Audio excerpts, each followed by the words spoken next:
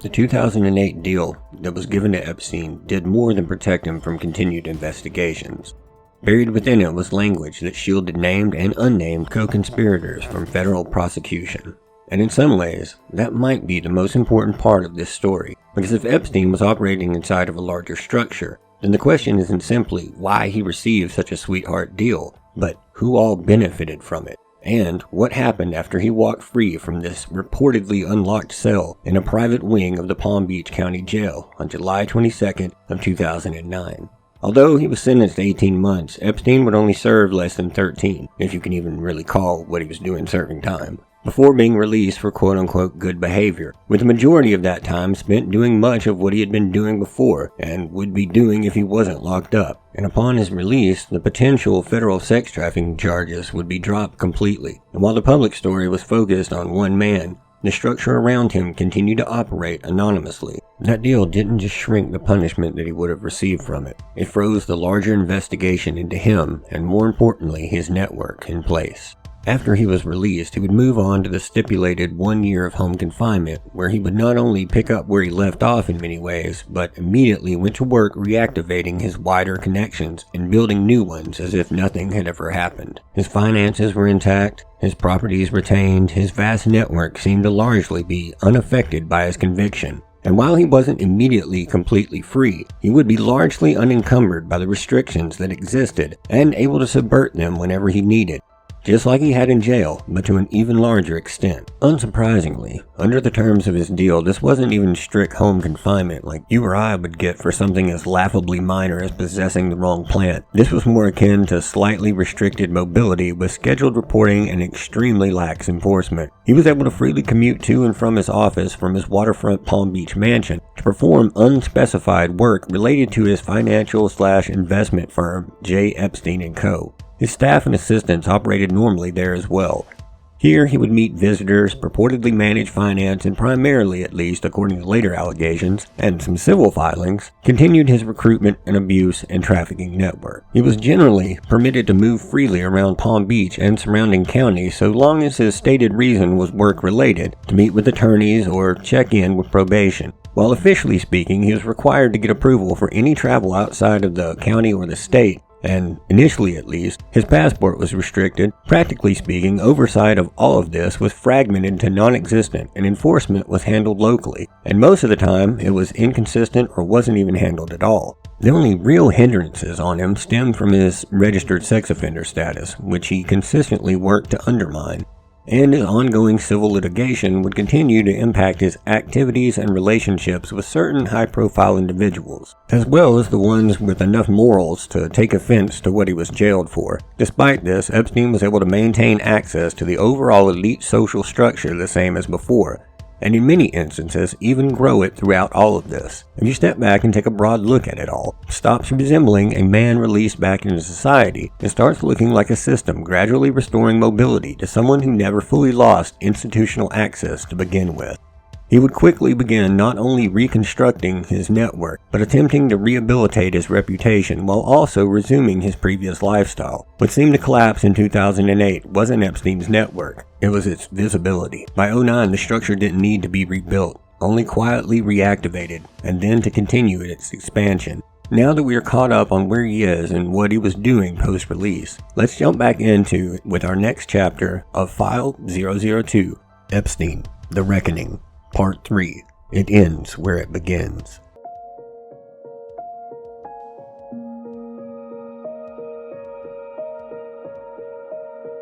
Welcome to Clandestine Radio Podcast, Season 4. I don't know, I guess I just had the ambition to talk to people this year, bring back the interview format. Also still try to do several deep dives and cover some topics that I've really been wanting to get to and never had a chance to. And I guess just hope that everybody's willing to come along for the ride.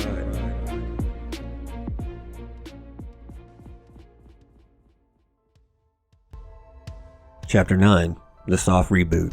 The first mistake in fully understanding Epstein after 2009 is assuming that isolation equals exclusion. that if someone like Epstein is legally constrained, they are in any way socially dead. That isn't how high-level networks function in general, much less one centered around someone as connected as Epstein, who both knew and could prove so much on so many powerful people. Because in elite systems, financial, academic, philanthropic status is not binary, it's adjustable.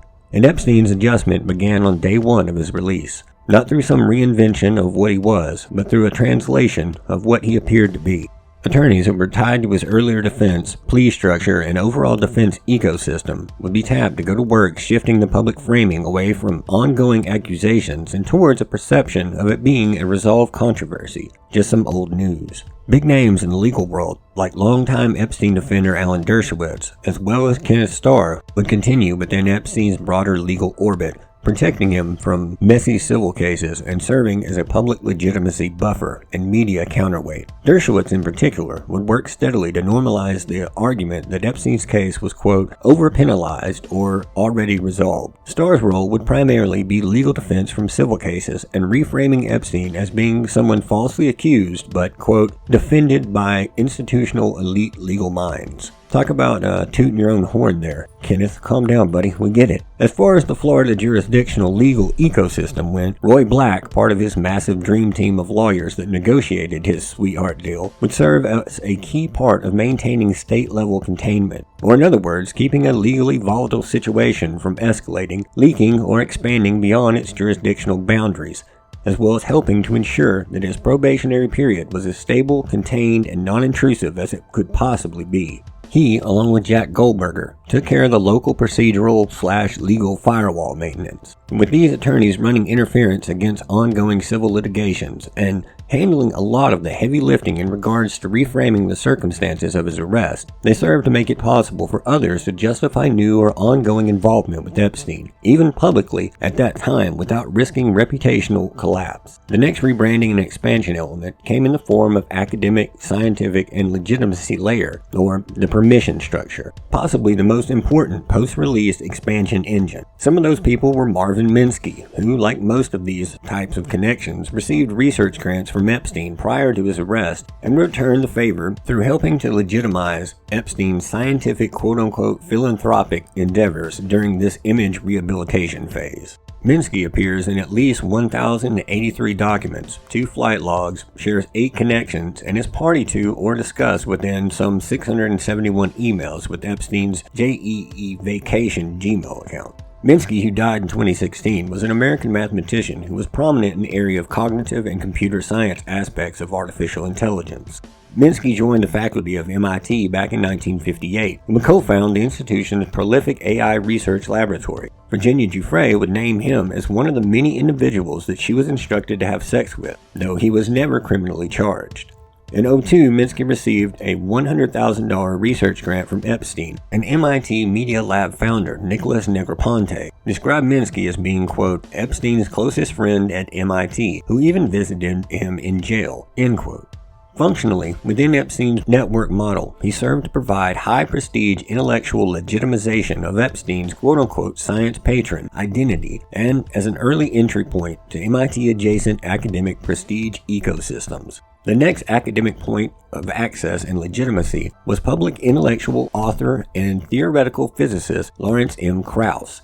He first appears in Epstein's circle on April 15th of 2003 in a flight log entry, but he appears in 120 emails as a sender or receiver, and in at least 7,260 documents, the bulk of which were exchanges after Epstein's 2008 conviction.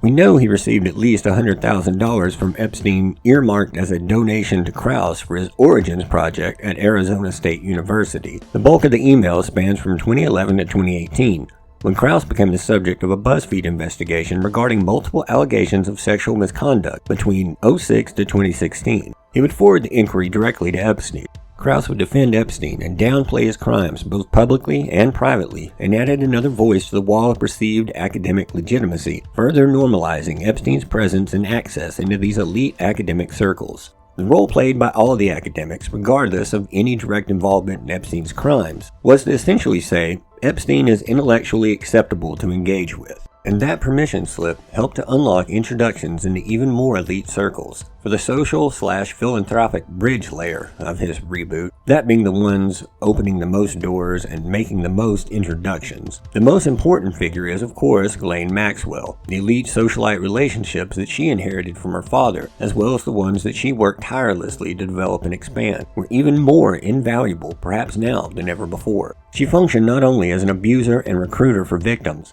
but as a sort of social curator, a vetting filter, an access broker, and face of the operation. She introduces Epstein into high-status social adjacency without requiring prior trust, and she then converts that new trust into repeated access. She basically helped to signal to elite circles that Epstein was perfectly safe to be around, and if they knew her, it was okay to know him as well. It's important to note that Ghislaine, not Epstein, was the primary driving force and organizer for the many lavish dinner parties with exclusive guests at his New York mansion, as well as the all-out parties in Palm Beach and his island. Eva Anderson Dubin, former Miss Sweden and longtime Epstein associate, along with her hedge fund manager husband, Glenn Dubin, also continued their relationship after '09.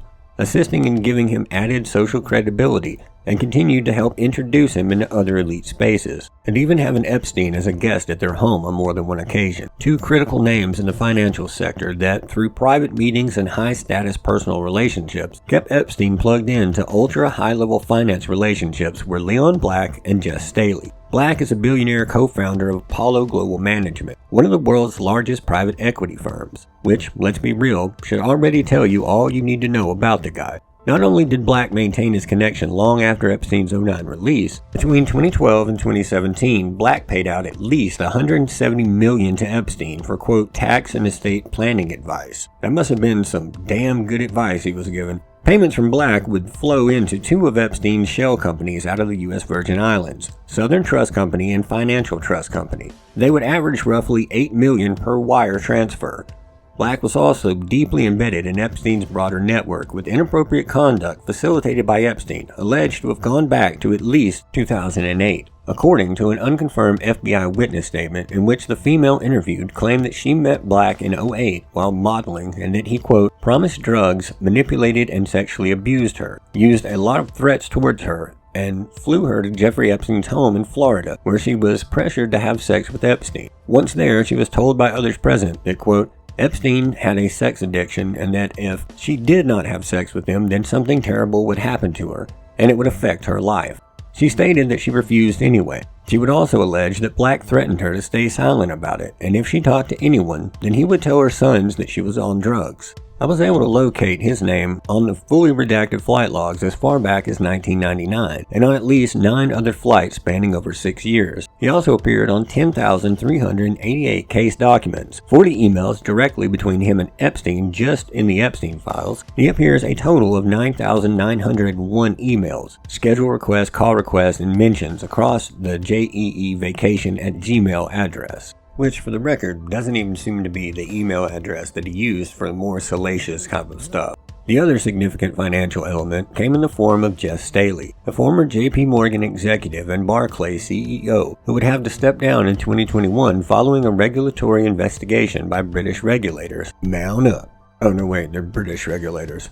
I do say, mount up, good sir. Sorry about that. My old heads will get that, I promise.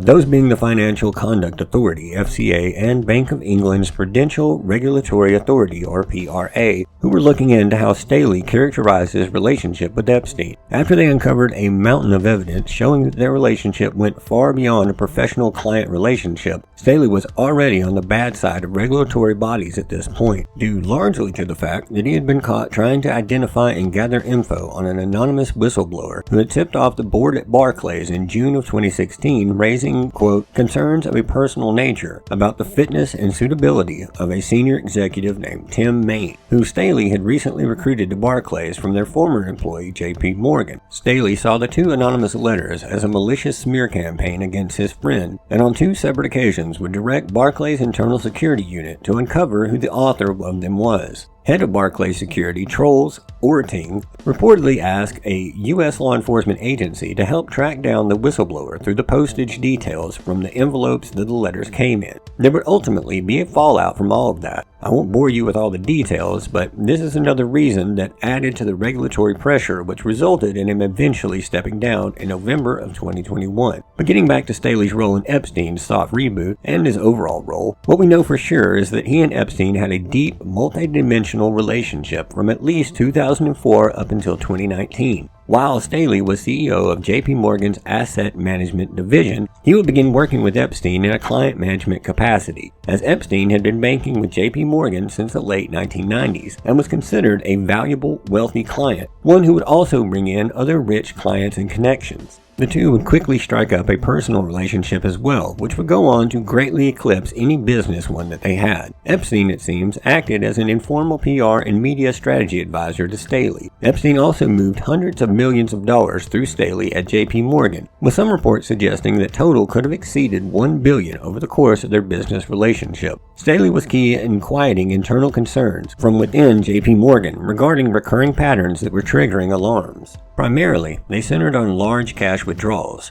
many well into the millions. Payments being made to young women, possible structuring, which is just a very illegal practice of breaking up large cash transactions into multiple smaller transactions to kind of try to throw off and evade any kind of like mandatory bank reporting requirements for when that much money is being moved around, because it raises red flags. I've also heard it referred to as smurfing, and the sheer volume of unusual transactions. Compliance staff at JPM were already flagging Epstein's activities as far back as '06, mostly for repeated and frequent large withdrawals in the range of $40K to $80K multiple times a month. That concern would grow when the volume and amounts, millions of dollars, were being processed in payments to young women. In later litigation, lawyers representing the U.S. Virgin Islands would argue that there were at least $9 million in transfers to various women, and combined with all of the other suspicious cash withdrawals reflected trafficking-related activity. Despite all of the red flags and internal concerns, Jess Staley worked hard behind the scenes to ensure that Epstein was able to maintain his relationship and his accounts through his departure from the bank in 2013.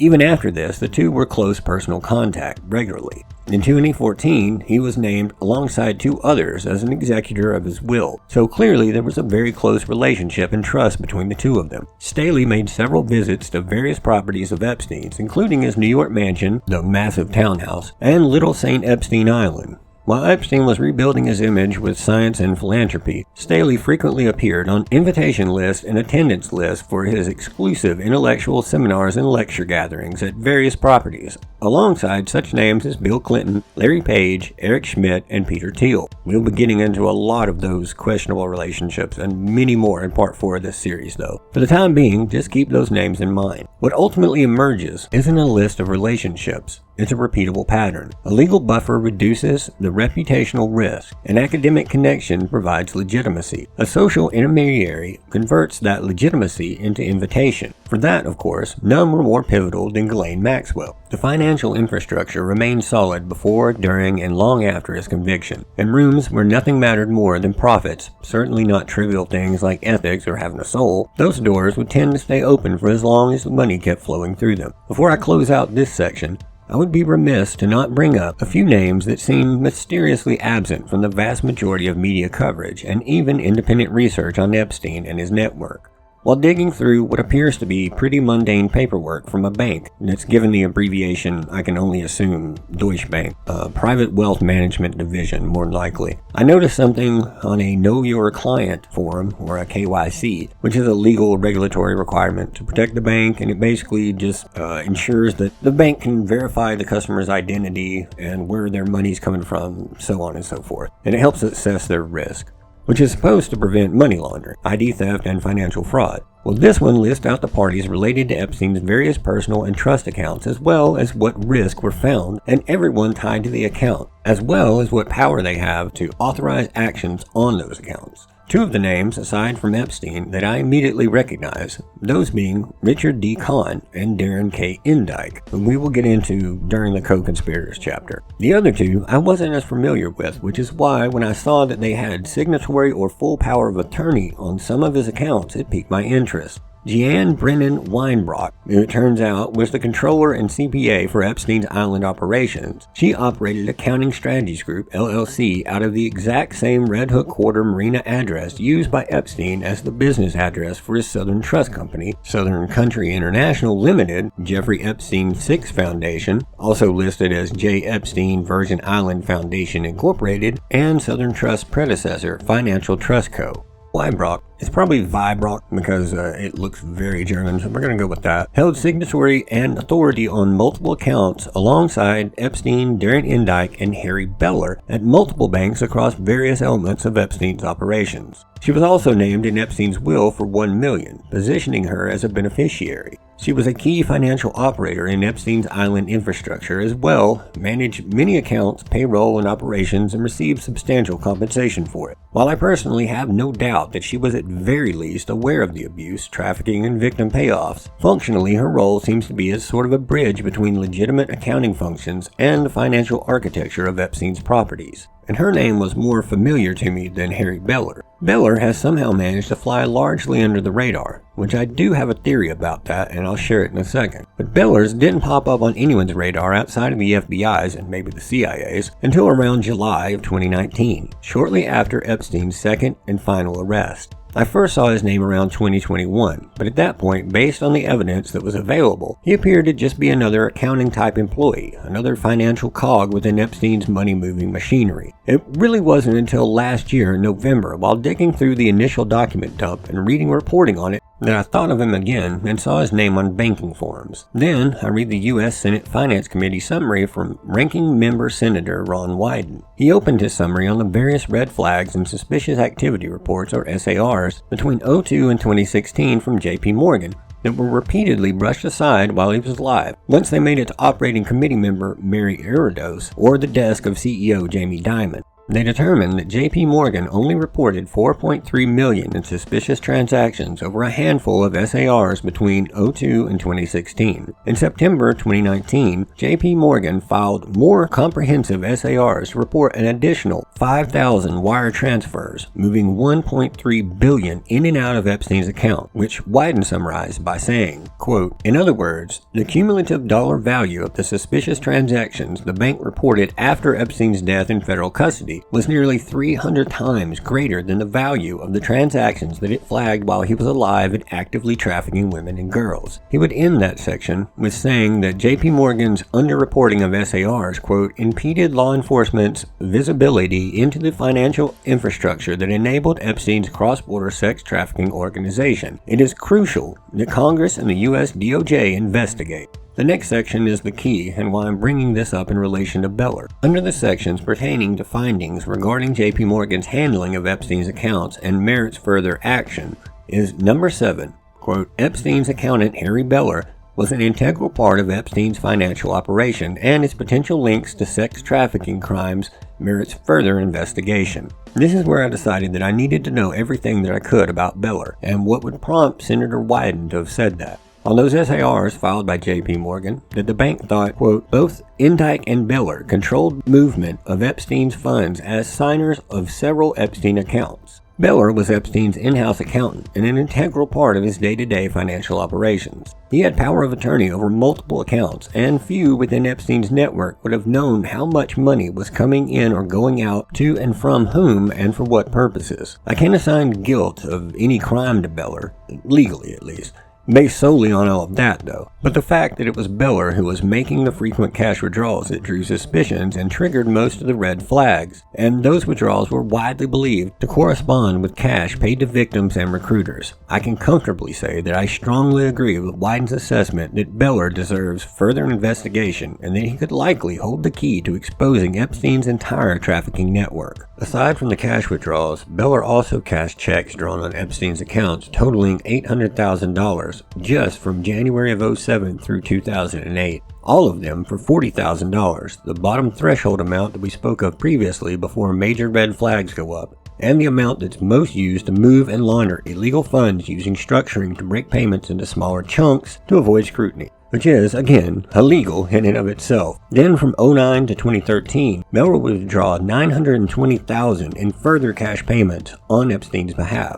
Despite how clearly integral Beller was to Epstein's most suspicious finances, the DOJ and FBI were content to let Beller off the hook. When pressed on it by Congress recently, their only real explanation was, as it usually is, Epstein's 2008 sweetheart deal granting immunity to not only Epstein but any co-conspirators, hampering the FBI's ability to charge employees for any actions taken during that era. Considering the bulk of Beller's actions took place after that point, however, this one doesn't really hold water for me. Another angle rests in the real difficulty that there can be in proving, quote, willful blindness or intent in complex money laundering cases, especially when someone who is technically a subordinate can just argue that they were only following instructions from their boss, like Richard Kahn or Epstein. To me, though, I see no way that Beller, at very least, wouldn't have had a strong suspicion that what he was doing was illegal and very likely connected to trafficking and abuse activities, which really only leaves intentional obstruction, a leitmotif in this entire case. Senator Wyden seems to feel that way as well, as he very publicly accused the Treasury and the DOJ of withholding key files that could provide the evidence needed for a criminal referral. Again, we see yet another example of what I spoke of previously, and has been a constant obstacle of anyone trying to unwind the full extent of Epstein and his associates' crimes. The fact that the DOJ seems to have strategically released only enough to let us know something much bigger and much darker in many cases was going on, but overly redacted or withheld the documents that would actually implicate anyone and provide enough proof, at least to truly incriminate anyone but Epstein in a prosecutorial way. Most of the names we do know were originally redacted in the earlier DOJ releases, or only surfaced out of civil litigation, which leaves me with a strong instinct that elements within our own government, and likely others, had no choice but let Epstein be the sacrificial goat for all of this,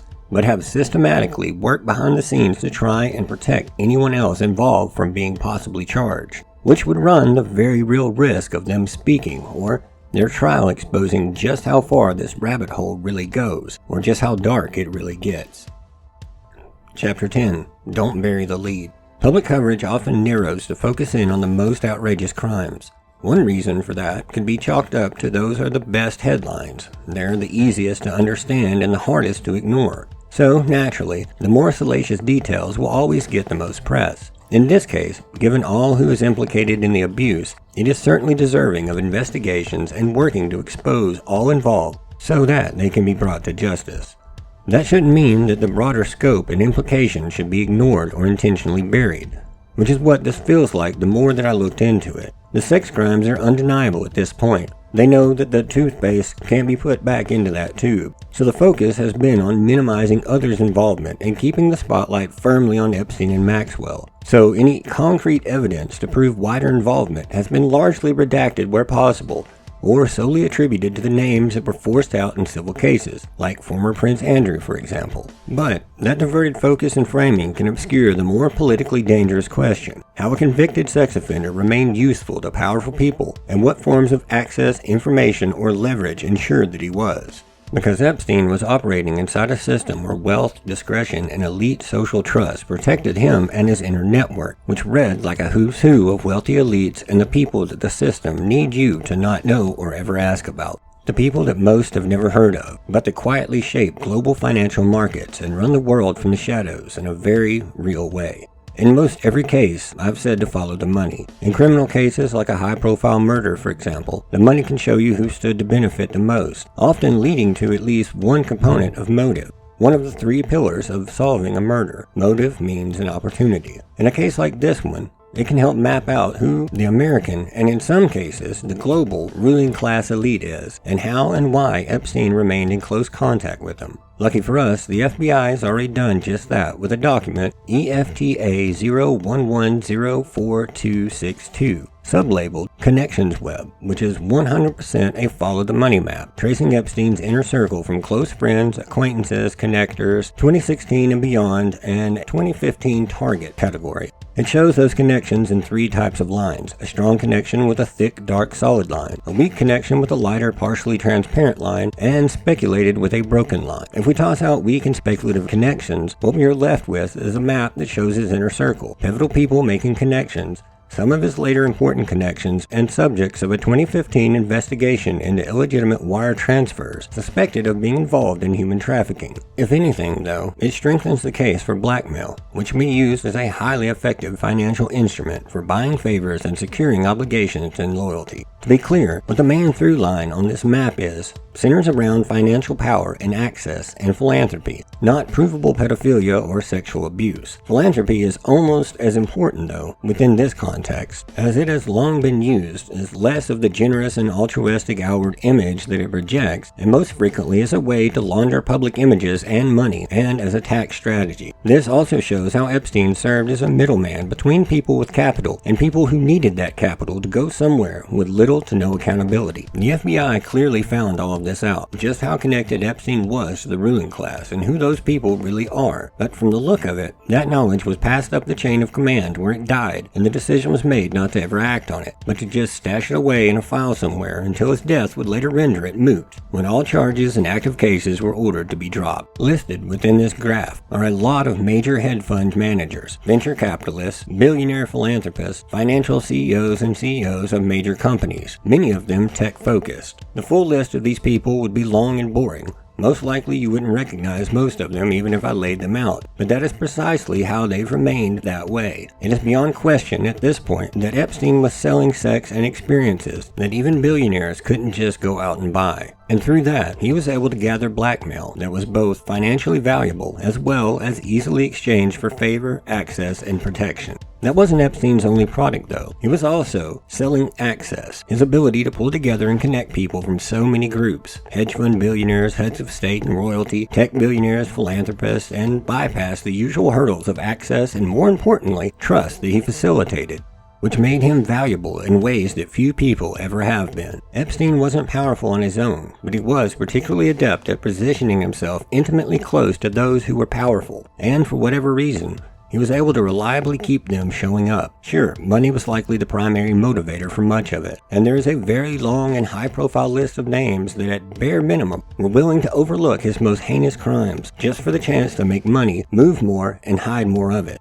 That is without question the top layer of all this. Beneath that are the names that also maintained a personal relationship with Epstein, for some of them a very personal relationship with Epstein. A few of the wealth plus power plus knew and remained close circle are Leon Black, Jess Staley, Bill Gates, Ehud Barak, Michael Bloomberg, D.A. Wallach, David Berkowitz, Dan Loeb, John Arnold, Laura Arnold, Stephanie Coleman, Amy Griffin, Devesh Makan, Tim Ferriss, and a whole host of other names that you likely won't know, and that's the point. Real power rarely announces itself. It's perfectly content to operate from the shadows, buy and control media and publishing to ensure its names and their true goals are able to operate out of sight of public accountability. For generations, the Rothschild dynasty was hardly ever spoke of globally, for example, and all the while they were consolidating banking and media in Europe behind their red shield. Speaking of the Rothschild family, while under oath in a recent deposition, Les Wexner, with much to the chagrin of his attorney,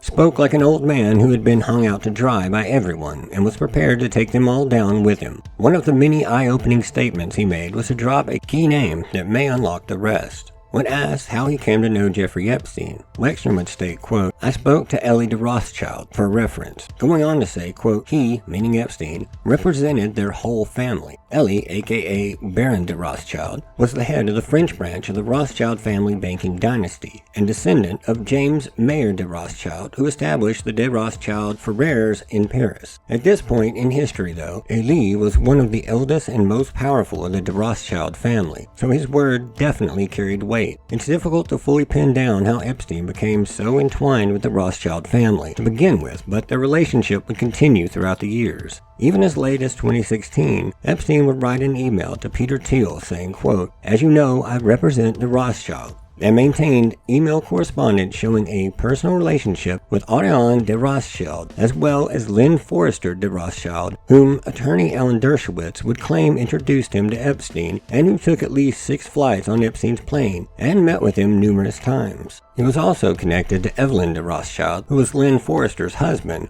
as well as Jacob Rothschild, or 4th Baron Rothschild, or as I prefer to call him, Mr. Burns. Primarily, Epstein seems to have functioned as a sort of fixer for the Rothschilds, but only having an extensively documented history and relationship with Ariane and Lynn Forrester. Emails show multiple meetings between unnamed Rothschilds and Ehud Barak and others that Epstein would introduce to them. In a letter of agreement dated September of 2015, it details an agreement between Epstein's Southern Trust Company, STC, and Ariane on behalf of herself, her family, and Edmund de Rothschild, holding SA, or collectively the Rothschild Group, for Southern Trust to perform, quote, risk analysis and estate planning, and may include various immediate and extended family members of Ariane de Rothschild, as well as her prospective heirs, personal representatives, and affiliated companies, trusts, partnerships, limited partnerships, and limited liability companies of and any other entities affiliated with any member of the Rothschild Group. In the agreement is a clause to pay Southern Trust $10 million if the U.S. DOJ imposed a penalty between $75 million to $150 million, or $25 million if the penalty was $75 million or less. In other words, the lower that Epstein could negotiate the DOJ's fee, the more that he stood to make for consulting on it. The penalty being spoken of was regarding Edmund de Rothschild's Swiss bank accounts, which were caught and admitted to helping U.S. clients hide money in undeclared offshore accounts to evade U.S. tax and reporting rules. Ultimately, the two Edmund de Rothschild banking entities would agree to pay more than $45 million and cooperate with U.S. authorities in exchange for more of that sweet non-prosecution agreement that it seems the wealthy have a real knack for getting. Epstein would walk from the deal with a cool $25 million for largely unspecified work, aside from a very vague quote-unquote consulting and what seems largely unconnected work involving, quote, strategic business matters, estate planning, risk analysis, and algorithm-related work, end quote.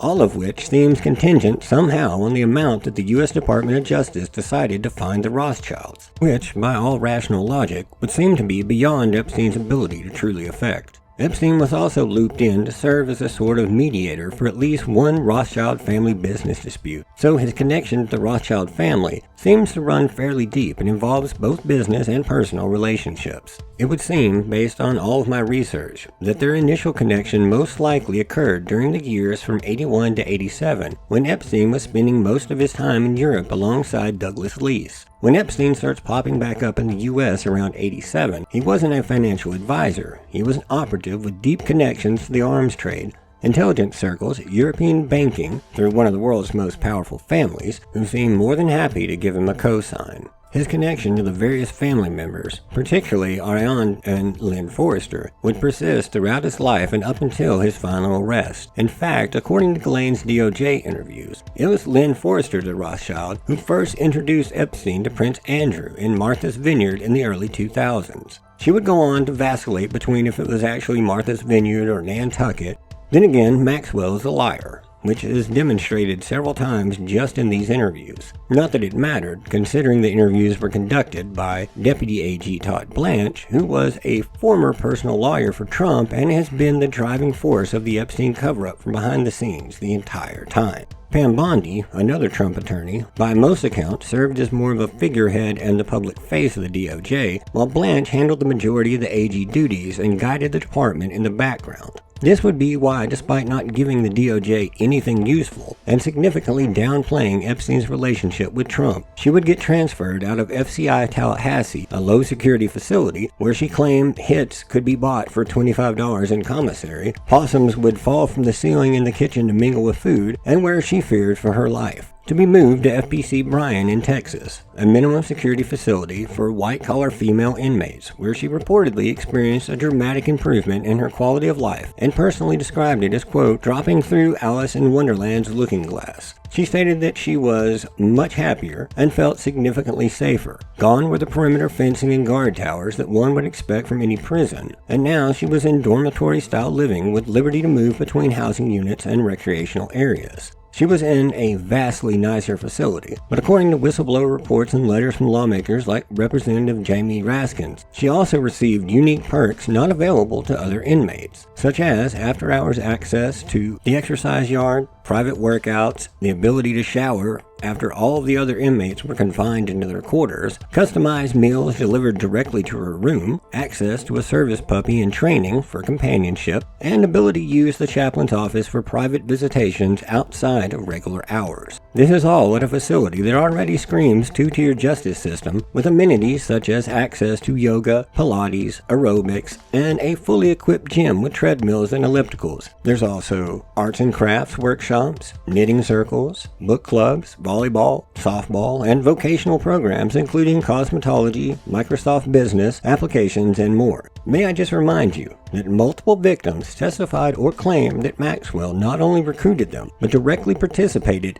in the abuse that was done to them, drugged and trafficked them, and that she was the primary co-conspirator in Epstein's trafficking and abuse network. And all she did to quote-unquote deserve this transfer was to basically keep her mouth shut, lie, and say exactly what Blanche and Trump and many others needed and wanted her to say, and she was clearly rewarded for it. If you read through the interview transcript, it will be in the research folder for this series, of course, then it quickly becomes pretty clear that the objective of both the interview and the abnormally fast and uncharacteristically transparent release of it was done so to quash any suspicions of Trump's active involvement and to minimize or completely deny any sort of a broader trafficking scheme involving other wealthy and powerful people or any intelligence connections, which she called quote-unquote bullshit. On the topic of the CIA, or being a source for the FBI, which we know he was at one point at least, she stated, quote, "I just don't think he had the wherewithal." When asked about the Mossad, she was slightly more careful with her words, stating that she did not, quote, "believe so," and, quote, "wouldn't know." Bear in mind, her father worked for Mossad. That isn't speculation, that's based on a massively weighted preponderance of the evidence. And also, she was intimately involved in all aspects of his operations. So saying that she, quote, "wouldn't know" is comically inaccurate. She would also deny that Epstein maintained a client list and didn't believe in the theory that he did so for blackmail. After hearing about the posh transfer that she received, immediately following this interview, 1 week to be precise, and given the fact that BOP policy disqualifies convicted sex offenders from being housed in such minimum security facilities, it should be quite clear that uncovering more leads or people to prosecute was not the reason for the interview, and that she clearly gave them precisely what they actually wanted. The sheer depth of the cover-up surrounding Epstein cannot be overstated, while the trafficking and other elements, which we will get to in Part 4, are definitely horrible enough. We shouldn't be led to minimize Epstein or his associates' crimes down to just being a pedo ring, or that the only guilty people involved were those who partook in that element of what he was doing. Epstein also sat at the middle of a massive financial intersection where arms dealing, intel work, white-collar financial crimes, healthcare, and global policy, and the darkest and most disingenuous of philanthropy, purely for profit schemes meet. He wasn't just a serial abuser and a sex trafficker. That's just the parts that they would prefer you focus on, because proving how widespread that element was, or who all was involved, has intentionally been made exceptionally difficult.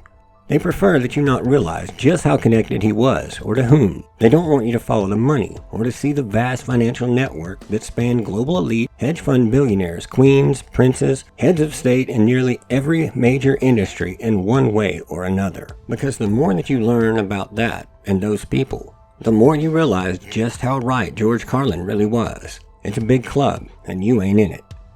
Chapter 11. A decade of deception, darkness, and abuse. The time period between 2009 and 2019 represents a very critical decade of our story, one in which Jeffrey Epstein was able to somehow still operate largely under the radar of federal law enforcement while maintaining and building his wealth, networks, and access to victims, despite his plea deal, jail sentence, and for the first time being exposed to both law enforcement and the wider world in some regards. As we learned in Part 2 of this series, Epstein was able to easily maintain his business operations and social connections and access to victims during his incarceration. Following his release, as we just spoke of in this episode, Epstein quickly went to work utilizing and further building his many connections to try to rehabilitate his public image. By February of 2011, he was back in New York City and making public statements claiming, quote, "I'm a sex offender, not a predator," a calculated distinction designed to minimize his criminal history, but nothing could be further from the truth. During this decade, he actively promoted his philanthropic work through the Jeffrey Epstein Science Foundation and the Jeffrey Epstein V1 or 6 Foundation, positioning himself as appearing to be a legitimate benefactor to science and education. Aside from boosting his public image, the work also allowed him to draw near to a wide variety of wealthy philanthropists, scientists, funding mechanisms, and influential people who otherwise likely wouldn't have had a good reason to cross paths with him, or at least wouldn't have, strictly out of the risk to their own public image. During all of this, his abuse and trafficking to others for abuse would only escalate. While he would still spend some time at and abuse victims at his Palm Beach estate during these years, his Manhattan 7-story mansion of a townhouse on 9 East 71st Street would quickly become a central site for abuse throughout, really from the early 2000s and all the way through 2019. Despite his attorney opposing the New York area and claiming that he had a, quote, main home in the U.S. Virgin Islands, a judge would confirm that he personally had to check in with the New York Police Department every 3 months, establishing Manhattan as his legally mandated primary residence, and he would never check in, not even one single time, and nothing was ever done about it. While in New York, released daily schedules showed that his quote-unquote massages were typically scheduled for around 11 a.m. and then again at 4 or 5 p.m., a systematic twice-daily pattern where the same recruitment pyramid and paid abuse scheme from Palm Beach very much took place here as well. Epstein would abuse innumerable minor victims at his Manhattan residence, as well as at other smaller apartment in a 16-story condo building that he used as his, quote, shadow annex for his operations, where he controlled at least 15 different units, with the vast majority of the buildings, 200 other units, owned by his brother Mark Epstein through his real estate firm, OSA Properties. Epstein would use these units as a tightly managed network to house quote-unquote models, victims, staff, and also high-profile guests when they didn't stay at his townhouse. Emails from Epstein's assistants, which we will definitely discuss as well, show that his driver, identified only as JoJo in the emails, would pick up young women and girls from the 66th Street building at 8:15 to bring them to his main 71st Street townhouse by 8:30 a.m. regularly. Further digging, if you're curious, allowed me to find that JoJo was actually Luciano Jojo Fontilla, who, along with his wife, June Lynn, worked for Epstein as household staff for over 20 years. JoJo would be rewarded handsomely for his service, and most likely to keep his mouth shut, considering that he and his wife appear in photos with Bill Clinton, Prince Andrew, Chris Tucker, and many others. They're typically captioned, quote, with our boss. And following Epstein's death, JoJo received a reported $3 million and a house valued at $300K from Epstein's will. There's no indication that either he nor his wife ever actively took part in any abuse directly, but I would struggle to believe that they were oblivious to what was taking place, and that they both wouldn't have some very revealing stories to tell if they were ever properly motivated, and they certainly fall within the web of enablers, who victims have described as facilitating their abuse and or looking the other way and allowing it to take place around them. A few notable guests and residents from the 66th Street condos include the young quote-unquote models trafficked in by Epstein and Brunel from various countries while Epstein was around at NEXT and during he and Brunel's work at MC2. Jean-Luc Brunel even had a permanent condo in Unit 7J of that building. Ehud Barak would frequently stay in Unit 11J when in town and not at Epstein's house. Nadia, who I mentioned previously, was also one of Epstein's pilots and longtime associates, full name Nadia Marcinkova, who was occasionally described by victims as being Epstein's girlfriend who would participate in the abuse. She had a unit and listed the building's address as the business location for her aviation business, Aviloop, which, as far as I can tell, while it maintained a quasi-professional looking website, doesn't seem to have done any business independent of Epstein's financial backing or personal network. Unsealed documents in the 2026 release show that Epstein provided the financial backing to start Aviloop in 2011. Investigations, including those by Wired and the New York Post, suggest that the business primarily served as a front to justify Nadia's presence in the U.S. since she was on an investor visa. She now goes by Nadia Marchenko, and she eventually cooperated with federal prosecutors after her ability to stay in the U.S. was threatened due to her visa expiring. In 2011, a group of tech bros would meet in a private dining room in March at the upscale restaurant La Opera in downtown Long Beach, California. The group, reportedly in town for the TED annual conference, consisted of Amazon CEO Jeff Bezos, Tesla CEO Elon Musk, Google co-founder Sergey Brin, Mark Zuckerberg, and a few other less notable names. This was an annual meetup, which they called the Billionaire's Dinner, and less than 2 years removed from finishing his sentence, Epstein was right in there in the middle of them, and wasn't the first or the last time either. This dinner and another ultra-elite one later that year were both orchestrated by a player who would be pivotal within Epstein's effort to rehab his image, regain his credibility and influence, or at least usefulness, inside these sort of elite circles of the rich and powerful. That man was a New York literary agent named John Brockman, who had his own sort of exclusive intellectuals club called Edge. Edge, as you'll no doubt be shocked to learn, has an outward-facing foundation bearing its name. I mean, are you even a so-called elite or member of the Epstein class if you don't have your own foundation? I think not. The Edge Foundation is listed as a non-profit, legally speaking, and it began as an online magazine in '97 and was the online rebranding of the Realty Club, which itself was just an elitist club of self-titled intellectuals, or if you want to be extra pretentious, a salon.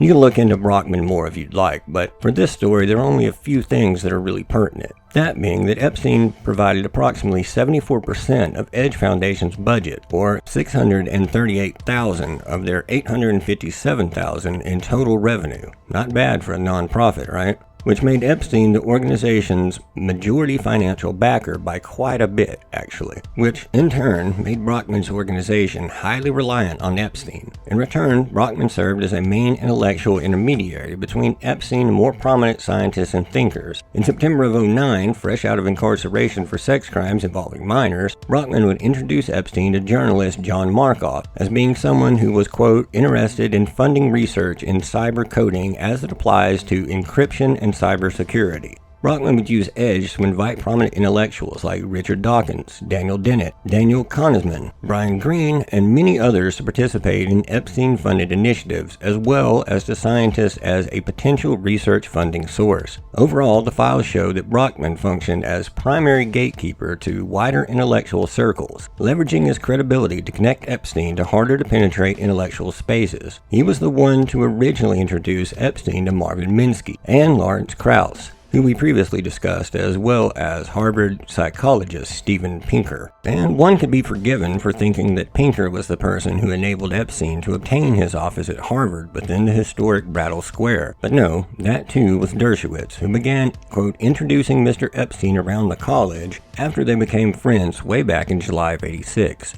Epstein would hold seminars alongside Dershowitz and become a member of the advisory board of the Harvard Society of Mind, Brain, and Behavior, and was designated a, quote, Harvard Fellow, which apparently has a very low bar if you have enough money. Probably because he helped start Harvard's program for evolutionary dynamics with a $6.5 million donation. This would be where his official office would be housed within the program for evolutionary dynamic building, where he had a key card, passcode, and as well as his own phone line. Between 2010 and 2018, he would use this office for meetings with faculty and visitors, despite the university having officially cut ties back in '08, or, at least according to Harvard. As of late last year and early 2026, new probes in the Harvard affiliates are examining the most recent DOJ files released to look into any further potential misconduct or overlooked evidence. Harvard denies any knowledge of abuse, but also says that they aren't returning that $30 million, making them one of the only organizations that didn't return his donations. While the school insists it cut ties following his '08 conviction,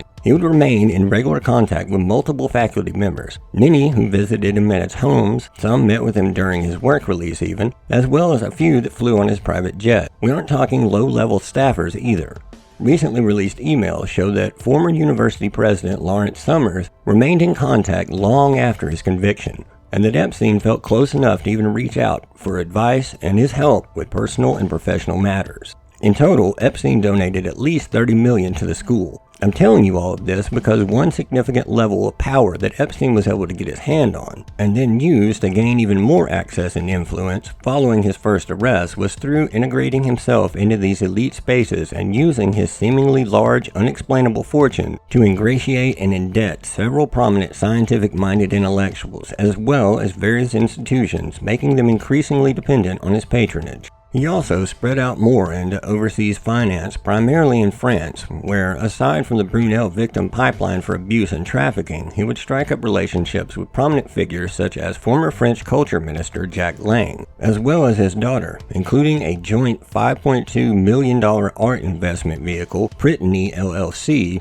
that was registered, of course, in the U.S. Virgin Islands. Jack's name appears 673 times in correspondence with Epstein between 2012 and 2019. His daughter, Caroline, held 50% in the Brittany shares. Bear in mind, art has long been a vehicle for hiding and laundering money for criminals in the Epstein class, so also criminals, but rich enough to typically get away with it. And true to form, just this last February 16, France Parquet National Financier, or PNF, opened a preliminary investigation for, quote, laundering of aggravated tax fund proceeds, targeting Jack and Caroline and centering on Brittany. The LLC was funded totally by Epstein, but largely controlled by the Langs. Epstein also wired $57,000 to a French film association closely linked to Jack for a film that was never made. This payment structure, which repeats over and over, of running money through a legitimate cultural organization for non-existent projects, matches the pattern of payments disguised as philanthropic or cultural support, which we see Epstein use time and time again. The Langs maintain their innocence and have announced that they plan to fight in court. If you only consult the files, you'll notice a significant lack of documentation of Epstein's activities from about 2010 until 2018. So to really get a clear picture of what he was up to,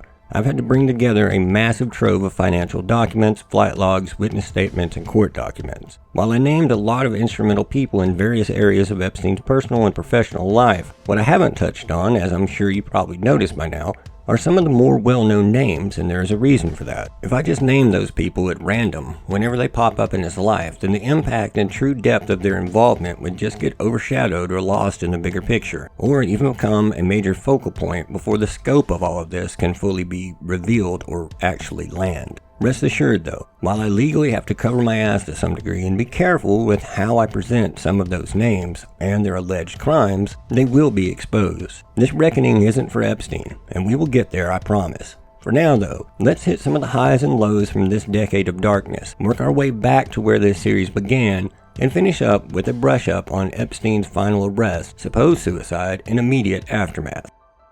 Chapter 12. Abuse, Trafficking, and the Start of the Downfall. While digging through some of Epstein's financial paperwork, I noticed something, and it seemed as though I'm not the only one. In 2013, J.P. Morgan Chase would officially, at least, be pressured by growing internal concerns and federal scrutiny regarding compliance issues and clear failures to terminate its long-term relationship with Epstein, only after it had processed over $1.1 billion in transactions for him since 2003. Even after this, though, internal records show that some JP Morgan personnel continued to meet with him through at least late 2013. Immediately after being dropped by JPM, Deutsche Bank would happily open its doors to him and would become his primary financial institution, opening over 40 accounts for him. A senior Deutsche Bank official, who I won't name because he likely hasn't really done anything wrong, estimated that Epstein's annual transactional volume was between 100 million and 300 million. Aware of his 08 conviction and previous banking flags, Deutsche Bank would classify him as a high-risk client on multiple internal documents. Despite this, they still failed to implement proper oversight even when every internal alarm should have been going off. The high volume of funds moving through these accounts came from a mix of billionaire connections and opaque shell companies. Significant payments continued to flow in from billionaires like Leon Black, who from 2012 to 2017 paid Epstein at least $158 million for quote-unquote tax and estate planning. Outgoing wire transfers were often characterized in the four fields as, quote, tuition fees, rent, or hotel expenses for various women with Eastern European surnames, which investigators would later identify as classic red flags for human trafficking. Epstein's shell game of revolving offshore shell companies only escalated and were clearly being utilized in an orchestrated network to obfuscate the origins and destinations of his wealth, something picked up on by the U.S. House Judiciary Committee that I spoke of earlier. While proper oversight and prevention was lacking, the suspicious activity reports that we discussed were still being automated and reflect that in 2013, 1 SAR was filed, 2 were filed in 2014, and 4 were filed in 2015. And while federal authorities were alerted by banks of millions in suspicious transactions, no actions were taken to halt his operations during these pivotal years. And yes, this is the same period of time that his personal in-house accountant, Harry Beller, was making the high volume of withdrawals, 39 cash transactional reports for withdrawals exceeding 10K to be exact, totaling over 1.36 million in cash, plus the clear evidence of structuring, 97 total withdrawals that I've found for exactly 7,500, the bank's specific limit for third-party withdrawals. All the while, suspicious payments were incoming from a wide array of high-profile figures over the years. 3 big names made up the bulk of those payments from 2013 to 2015. Number 1, as stated, none bigger than Leon Black, who dropped 50 mil in 2013, 70 mil in 2014, and 30 mil in 2015, along with another $10 million donation to Gratitude America, a charity of Epstein's. Number 2 would be Mortimer Zuckerman, a billionaire real estate and media mogul who was the owner of U.S. News and World Report. Records show that Zuckerman paid Epstein millions during these years, while an exact number is unclear. The combined total, along with number 3, Ariane de Rothschild, is estimated to be at least 45 million. There's also number 4, Glenn Dubin, the hedge fund billionaire who had deep ties to Epstein and also paid him millions for similarly vague services. The common denominator of these payments are that they were all made well after his first conviction, were vastly in excess of the market rate for any of the described services provided, and were used to partially fund Epstein's ongoing operations, his residence in New York and Pedo Island. The following year, 2016, is when he expanded his Caribbean holdings and made those shifty deals to begin acquiring Greater St. James. Aside from the few other notable highlights that we are about to discuss, 2016, at least publicly, was a rather quiet year for Epstein by comparison. On his tech investment side, he tried to pitch Reporty, which is now known as Carbine, an Israeli-founded cybersecurity and safety technology company, to Valor Ventures, a Peter Thiel-backed company that specialized in early-stage investments in financial software. Before pitching it to Thiel's Valor Ventures, Epstein, aided by Ehud Barak, had been early investors, but shortly before the pitch, they funneled $1 million into it using Epstein's Southern Trust Co. And from 2015 and up to the pitch, Epstein had invested $40 million into funds managed by Valor. One of Thiel's other 2 co-founders, Andrew McCormick, would turn down the 2016 pitch, but would indicate that they may revisit the venture once the company matured. Some other notable events from 2016 in the files is a message to a friend telling them that he was in Palm Beach with, quote, all the Trump boys on Christmas Day, just 1 month after Trump won his first presidential election, and years after Trump claims they last had any contact. If true, this would seemingly contradict the claims made by Trump that he severed all of those ties with Epstein in the early 2000s. Interestingly enough, this year was also when Sarah Ransom, who served as a court witness for Virginia Giuffre, would tell a reporter that she had copies of sex tapes filmed by Epstein for blackmail purposes that include Donald Trump, Bill Clinton, Richard Branson, and former Prince Andrew Mountbatten Windsor. While these claims remain unverified and disputed, all of those names were later proven to be in close proximity and regular communication with Epstein years later, but weren't even publicly known to have had any verified involvement way back then. Considering Sarah is still one of the most vocal former victims, and one of the only ones to be so who are actually still alive, it isn't beyond the scope of imagination that certain people fear those being released should anything untoward happen to her. I personally could easily see her holding on to copies in an insurance policy kind of way. That's just my opinion though, to be clear. Epstein was also in the middle of further litigation during this point in time, with September 2016 emails between him and Indike discussing pretrial stipulations and settlement negotiations. Above all, 2016 was the calm before the storm. His abuse and trafficking was definitely ongoing, mostly on the island though. Meanwhile, the federal investigation that would lead to his 2019 arrest wasn't publicly known, but law enforcement was already building its case. One very striking thing that I noticed was a lack of any recorded flight data for his 727 or Gulfstream jet during that point in time, a sharp contrast to previous decades. Since we know he was still heavily traveling, he would have had to be flying commercial, which there is some evidence for on May 26th through the 30th on Delta, but that's it, aside from a few Air France flights from JFK to Paris CDG Airport, or the files detailing those flights have been withheld along with the approximate 3 million files that the DOJ has but won't release despite legally being ordered to. I dug deeper into this while double fact-checking this episode, and including the logs released in both the Epstein files emails and the previous copies that I had from the unredacted Black Book and flight logs, and in total we have the earliest flight on July 26 of 91 with Ghislaine, Epstein, and his brother Mark from Teterboro Airport to Palm Beach.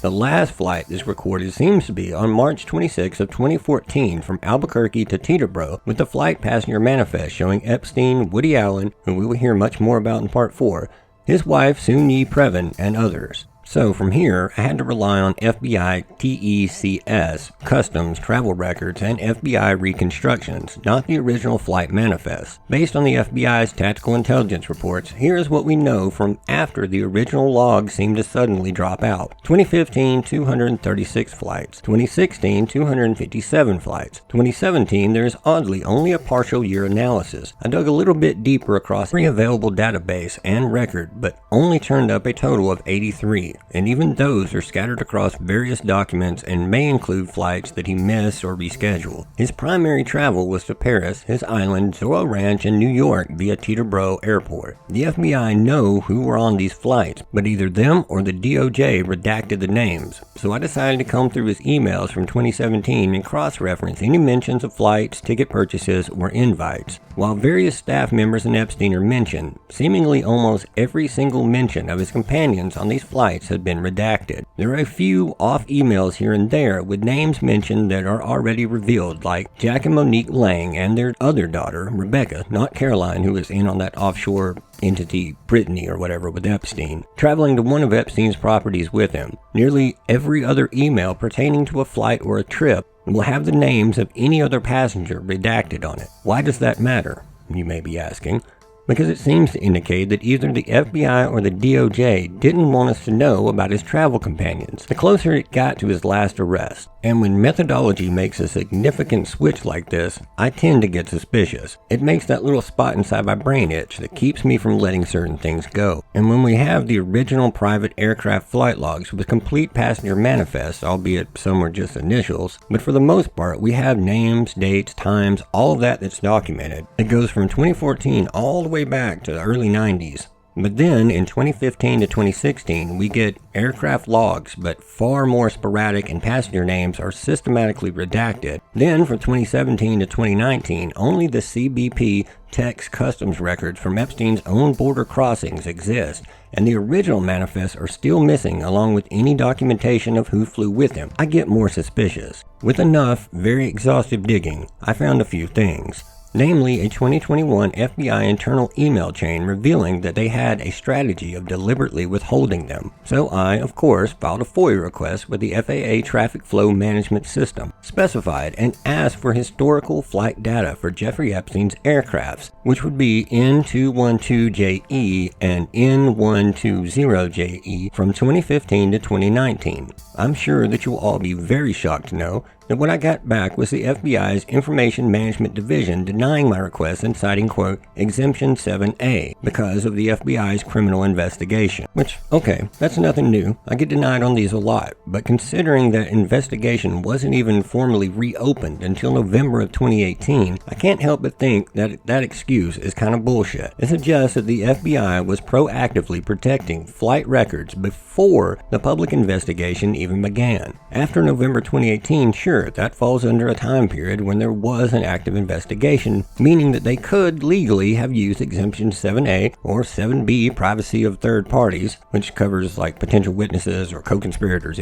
or even my least favorite and most thwarted by, Exemption 6, which is just personal privacy information, which for the record is dramatically overused. In January of 2020, the DOJ issued grand jury subpoenas to United Airlines, Alaska Airlines, and JetBlue, as well as the Airline Reporting Corporation, specifically seeking, quote, passenger payment, memberships, loyalty, or any other records for unnamed individuals during unnamed periods. Which sounds vague as hell, but it suggests that the government was reconstructing passenger records that weren't available from Epstein's private flight logs. The reasoning behind these manifests seemingly disappearing really can only be explained by three possibilities, and all three are actually likely to be true. 1. Once the investigation was active, the FBI could classify those manifests as investigative records, which with few exceptions means that they can hold on to them indefinitely. 2. If high-profile figures were flying with Epstein, say years after they said that they stopped all contact, for example, their identities could be protected under Exemption 7C, privacy of third parties. And number 3,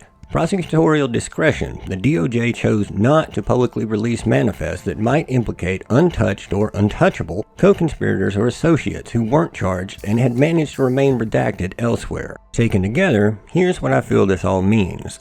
The FBI knew about Epstein's trafficking network long before November of 2018. Once the investigation was active, they knew that they could use it to focus solely in on Epstein, while also using it as a cover to legally hide passenger information, and now we may never know the full details of who traveled with Epstein during his final 5 years of freedom. And the undeniable conclusion that powerful high-profile figures who traveled with him during those years were very likely intentionally protected from both public disclosure and consequence. And this isn't due to some convenient incompetence. This is, as it was in Franklin and so many other cases, clear signs of institutional protection of information that could implicate powerful people. Now, let's discuss their investigation for just a moment. By late 2018, the Epstein story had stopped being a buried legal scandal and became an active public reckoning.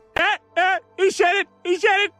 The old 2008 Florida deal, once designed to end the case quietly, was now the very thing dragging it back into the light of public scrutiny and renewed interest. On November 28th of 2018, the Miami Herald would publish its groundbreaking 3-part investigative series titled Perversion of Justice, which fully exposed the details of Epstein's 2008 plea deal. Investigative reporter Julie K. Brown, who's actually won a Pulitzer for this recently, spent a year fighting to get the court transcripts and plea deal details unsealed and doing an in-depth investigation of his crimes, including tracking down around 80 different victims. This piece would thrust Epstein's crimes and sweetheart deal back into the public spotlight and force those behind his deal to once again confront something that they thought they had outran. Not only the deal, but also how they violated the victims' rights. The following month, on December 6th, the Southern District of New York would contact the FBI New York office regarding several victims who had been sexually abused by Epstein in the mid-2000s.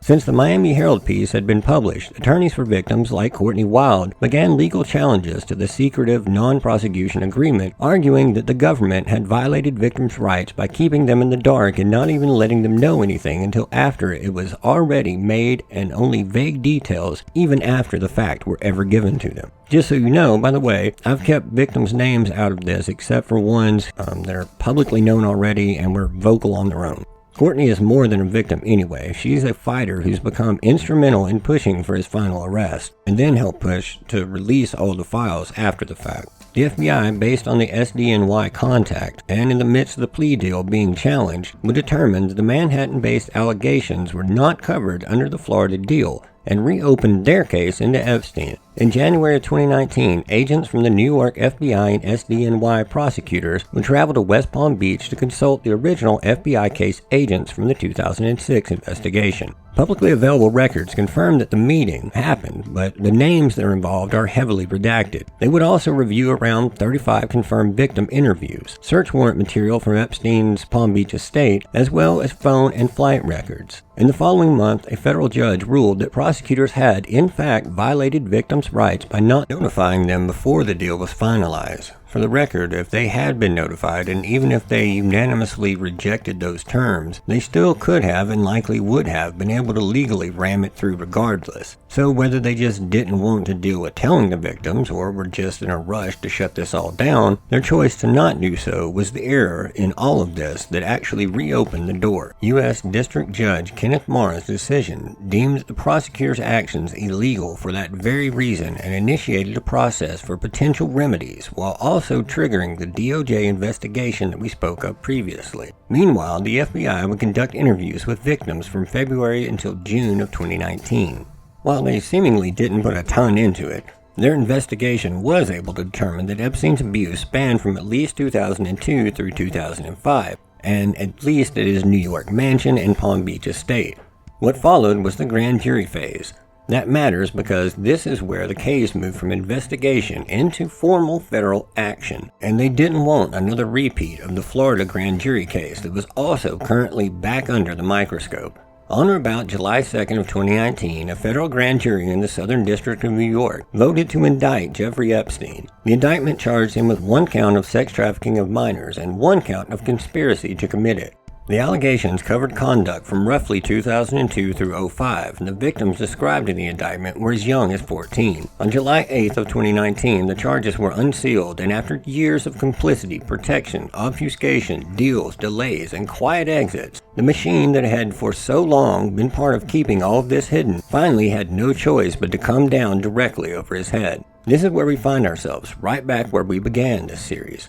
The day when the system around Epstein could no longer keep him or itself out of sight for any longer. The day justice finally seemed to catch up to what many had long knew to be true. A day that would force an exposure that should have come years earlier. And this was the moment that our story had been inching towards for more than a decade. Not another rumor to be dismissed, not another file to be buried or redacted, not even another private settlement or sweetheart deal, but a federal arrest that was at least 30 years overdue. And for anyone out there who remembers the beginning, this was the point where the whole thing began to turn on itself, because this arrest didn't happen in a vacuum. It came after years of institutional silence, victims being ignored, or worse, years of sealed documents and years of a legal arrangement that had allowed Epstein to walk out of the first case with an unprecedented deal. That earlier collapse had left a stain on everything that followed. It didn't just spare Epstein, it spared his entire network. And above all, it told him and everyone around him that even if he was to be caught red-handed, the system had already blinked once. And he had been allowed to not only continue, but seemingly escalate and expand, shielded from consequence and emboldened by that protection, which is what made this arrest such a charged moment. It wasn't just the beginning of long overdue prosecution. It was the collapse of an entire legal shield. A story that was about to get very hard to keep hidden was finally bubbling up to the surface, and the federal government were about to be forced into finally confronting the structure of a vast predatory network that they had allowed to operate right under their noses for decades. But still, even after all of that, the story refused to come clean. At least, he was finally arrested, though. That arrest would mean a real trial. No more sealed grand juries, but a chance for subpoenas, witnesses. The discovery phase alone could be the key to unlocking the full story and exposing all of those involved. The world finally had got what it long wanted. That being Epstein behind bars for real this time. In a federal prison, with nowhere to run and no way out. And an upcoming trial that could finally expose the full story of his elite sex trafficking ring for good, along with all of those that were involved. Chapter 13. Dead Men Tell No Tales. Part 1. It ends where it begins. Inside the Special Housing Unit, or the SHU, of the Metropolitan Correctional Center, everything was quiet in the early morning hours of August 10, 2019. Most of the inmates were locked in their cells, and the night cycle was nearing its end. According to later findings, it had already been hours since the required rounds were properly conducted. 2 guards, Tova Noel and Michael Thomas, were finally making their rounds and entered the SHU shortly after 6 a.m. They were behind schedule. As they approached his cell, nothing immediately stood out until they looked inside. Jeffrey Epstein, the most high-profile prisoner in recent memory, wasn't in his bed. He was dangling from it, half in the floor and unresponsive. He was in a half-seated position with a makeshift ligature of a strip of bed linen wrapped around his throat. Thomas noted that Epstein felt cold and didn't have a pulse, so he ripped the linen string and lowered him to the floor. The guards would begin CPR, reportedly heard yelling, "Breathe, Epstein, breathe," but he wouldn't. Then something odd would take place. One odd thing in a long string of odd anomalies from his life, and that night as well. In direct violation of BOP protocols for a death in custody, Epstein's body would be removed from his cell and transported to a hospital before the scene was even processed or photographed by the FBI. Within a few hours, news had spread far beyond the walls of the facility. The man whose trial stood to potentially expose the entire system wouldn't even live to see that day, who only weeks earlier had been denied bail and was awaiting trial on federal sex trafficking charges. Charges that many believed could expose a far-reaching network, was simply gone. The official determination would come almost immediately. Suicide, nothing to see here. But almost just as quickly, questions began to outpace the answers. Required checks had not been performed. Guard logs had been falsified. Surveillance systems that might have clarified the timeline or provided real answers were either malfunctioning altogether or yielded no usable footage. Staffing on the unit that night was irregular. One officer was not even a properly trained correctional officer and had reportedly been working extended overtime before this. In a case already defined by power, secrecy, and missed opportunities, the circumstances surrounding his death introduced yet another frustration, uncertainty, and at the very moment that the system was supposed to deliver clarity. But just weeks before this, in a Manhattan courtroom, the expectation had been far different. Part 2, A Glimmer of Hope. When Epstein was arrested on the 6th of July, a spark of hope was lit in an otherwise dark void of injustice. He would be brought into federal custody and placed at the Metropolitan Correctional Center in Manhattan, or the MCC, while the court prepared for a bail fight that would decide whether he stayed inside a cell, a real cell this time, or was allowed to return to one of the most protected lives that money can buy.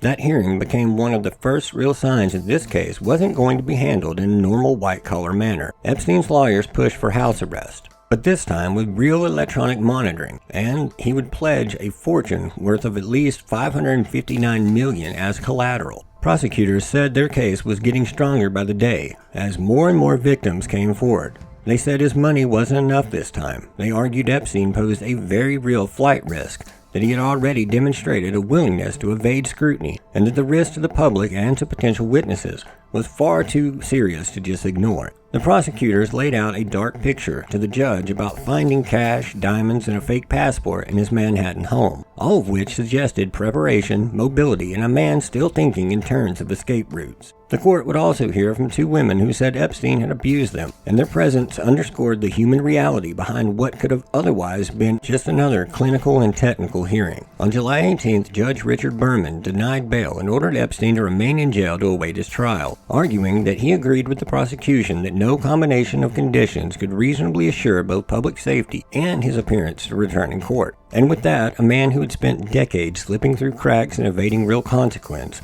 was finally to be locked in, at least on paper, and with the trial set ahead of him that threatened to bring exposure to everything. This was his final bail hearing of several appearances during the first 2 weeks or so. The first denial happened at his initial arraignment, where he pled not guilty. Afterwards, due to his high-profile status and concerns that he may not react well to real confinement, he was placed on a mandatory suicide watch, which required him to meet with prison psychologist Carrie Schlesinger. He would consistently deny that he was suicidal, telling Schlesinger things like, quote, "Being alive is fun," and stating that he had, quote, "a wonderful life and it would be crazy to end it." He described himself as a banker with a big business and claimed that he lived to, quote, "have fun, to enjoy life, and to learn." He would also offer that he was a coward who didn't like pain and that he could never do something like that to himself. He would also cite his religious objections, saying that as a Jewish man, suicide was forbidden. He also demonstrated a future-oriented mindset, insisting that he was focused on his legal case, stating, quote, "he lives for his plans to finish this case and to go back to his normal life." After his July 9th assessment,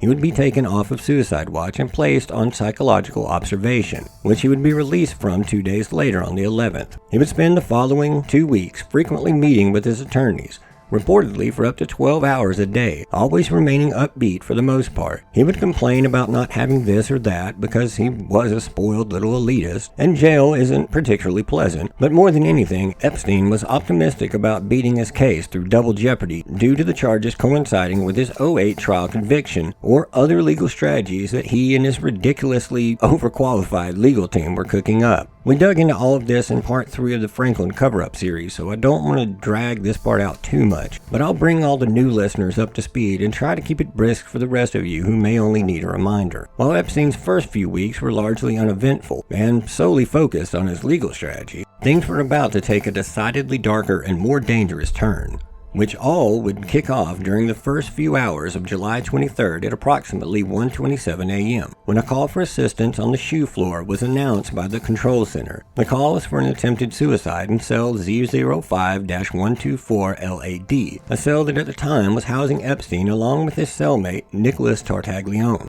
For anyone out there unfamiliar with that name, I'll give you a very brief rundown. Tartaglione was a cop who for the most part of his adult life looked more like a bodybuilder. He bounced around from department to department around New York until '96 when he settled at Briarcliff PD. A year later he got into it with Clay Tiffany, a local political activist and host of a local cable show, where he would frequently criticize and scrutinize local government, called Dirge for the Charlatans. What began with an expired inspection sticker leading to a $50 ticket would lead to a series of confrontations, alleged threats by Tartaglione about using his, quote, Italian mob connections on Tiffany. It was a messy back and forth, basically, where Tiffany would call him out for his misdeeds on the show or at trial, and Tartaglione would end up assaulting him on more than one occasion. On July 17th of '99, he would show up while Tiffany was taking his nightly swim on the Hudson River. Jeez, he really was a brave little man, swimming in that, in Scarborough Park, and caught Tiffany coming out of the water, ultimately charging him with assaulting an officer, resisting arrest, and trespassing. That little altercation would leave Tiffany with chemical burns, conjunctivitis from excessive use of mace, a broken nose, 2 broken ribs, along with several cuts and bruising on his face.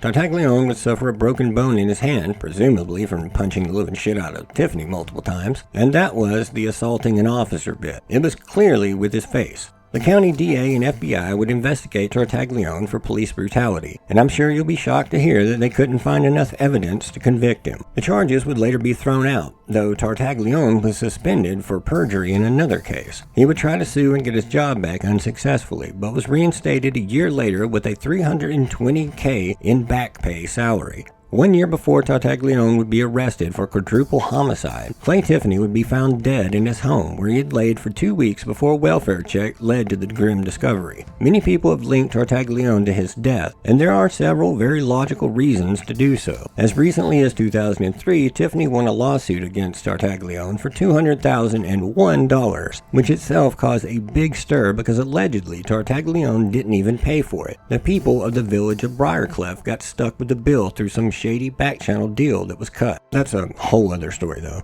Point is, Tartaglione is a convicted murderer, resulting from a situation where he had a, quote, leadership role in kidnapping and the murder of 4 Hispanic men. Tartaglione suspected one of those men from stealing like $250,000 that he was trying to use to buy cocaine with, which is a whole story in itself and some weird twists and turns as this guy's entire career had. There are even allegations that this guy worked as a hitman, but that, to the best of my knowledge, is unconfirmed. Now that we know who Epstein was locked into a cell with, let's go ahead and jump back to July 23rd, 2019 as guards arrived on the scene. Part 3. Suspicion enters the chat. Epstein would be discovered lying on the cell floor in the fetal position, wearing a t-shirt and boxers, quote, breathing heavily and snoring. The first person on the scene who gave us this description was the operations lieutenant, and while their name is redacted on the forms, I was able to cross-reference their position and schedule with other MCC New York files and determine that that person was Glenda Anderson Lane. And while she is completely redacted in all of the MCC NY logs and later DOJ material, she was also the one who put Epstein on suicide watch following this incident. Glenda would find Epstein laying as stated and call his name out, where she reports that she, quote, observed him flicker his eyes and continue snoring. His neck was red with no abrasions. She would state that, quote, an attempt was made to get the inmate to stand on his own with negative results. She doesn't specify who made the attempt or if anyone physically tried to assist him in standing, though. She would call for a stretcher and they would cuff him and take him out of the cell and over to the HA unit, which is just like a health services / psychiatric or medical observation unit, where he would be dressed in a suicide smock, which is just a one-piece rip-resistant kind of gown. It basically just prevents them from having anything on their clothing, at least, that they could use for self-harm. And he was placed under suicide watch yet again. Glenda would speak with a guard a few minutes later who stated that Epstein was alert and had indicated that his cellmate, Tartaglione, had tried to kill him and that he had been harassing him for weeks. The unnamed guard also told her that Epstein said he would tell his attorney about the incident. Glenda, it would seem, would then go talk to Tartaglione, who claims that he was just asleep with headphones on and felt something hit his legs, at which point he said, quote, Jeff, what are you doing? When Epstein didn't answer, he claims that he stood up, turned on the light, and saw him with a string around his neck. So he then began calling for the guards. Upon further questioning, he would state that he sleeps on the bottom bunk, but he had given it to Epstein because Epstein was old. So he just sleeps on the floor on a mattress now, and couldn't recall if he stood up or sat up to check on Epstein, just that Epstein was, quote, sitting on the floor leaning to the side with his eyes open but wasn't responding. Might be worth mentioning at this point that the original responding guard who sounded the alarm for Glenda, I assume it isn't super clear in any of this, reported that they, quote, heard a noise coming from that cell, so they ran down there. They didn't report hearing Tartaglione yelling for them, only that he was at the door when they arrived, saying that Epstein had attempted to hang himself. After they got assistance in removing Tartaglione, and went in to check on Epstein, they placed him on his side and removed, quote, an orange homemade rope from his neck. Never that it was in a noose or that it was tied to anything else, which it wasn't, only that it was on his neck. Now back to Epstein's side of the story. He stated to staff when he woke up that he thought Tartaglione had just tried to kill him. When asked for the whole story, he would say that he, Epstein, came in from a legal visit at approximately 8 p.m. And bear with me here, Glenda may have been a lieutenant and arguably a good witch at one point, but I can only assume that her ass failed English class because this is definitely not the easiest read. I'll do my best to try and summarize what I've been able to extract from this. Something about Epstein got a copy of the Daily News and Nick was on the floor reading the Daily News and, quote, he stated that he had given it to him, with no specification on which he was who, but Tartaglione told Epstein that he had been in court all day in Westchester and was, quote, carrying on. Then she writes that, verbatim, quote, at that point, inmate Tartaglione paused as if he was making the story up as he went along and stated that Tartaglione stated, again, this is verbatim for the record, the next thing that she states, that Epstein states, that Tartaglione stated, is just a bunch of racist rambling, and I'm not going to read that on air. But it is all in the folder if you'd like to attempt to decipher her writing, I guess so your head can want to explode off your shoulders like mine has right now. Anyways, she goes on to write, quote, he then turned to a page in the Daily News that had his picture on it and stated that Epstein's worth $77 million. Epstein stated that he took his picture, balled it up, and threw it in the garbage. I'll spare the rest and summarize this, but basically Epstein told her that he got up at approximately 1 a.m. to get a drink of water, and all he remembers is walking back to his bunk and then waking up when staff got there. She adds, quote, when asked about the allegations against his cellmate, he stated that he was told if he hurt him, staff wouldn't care. Epstein would be examined by medical staff at some point. She isn't really clear about the when and all of that, and there was a, quote, circular line of erythema at the base of his neck, one section on the front with marks of friction, and a small erythema on his left knee. There are several reports from this incident report file from presumably all of the staff that responded or were in any way involved or saw what went on that night, including one from one of the staff who assisted with getting Epstein out of the cell and onto the stretcher, and then was part of taking him to the second floor HA unit to be placed on the suicide watch. And while most of these reports sound like the same sort of rehearsed script, theirs actually deviates a little. We will pick up right after he wakes up on the second floor HA unit. Moments afterwards, this is a quote,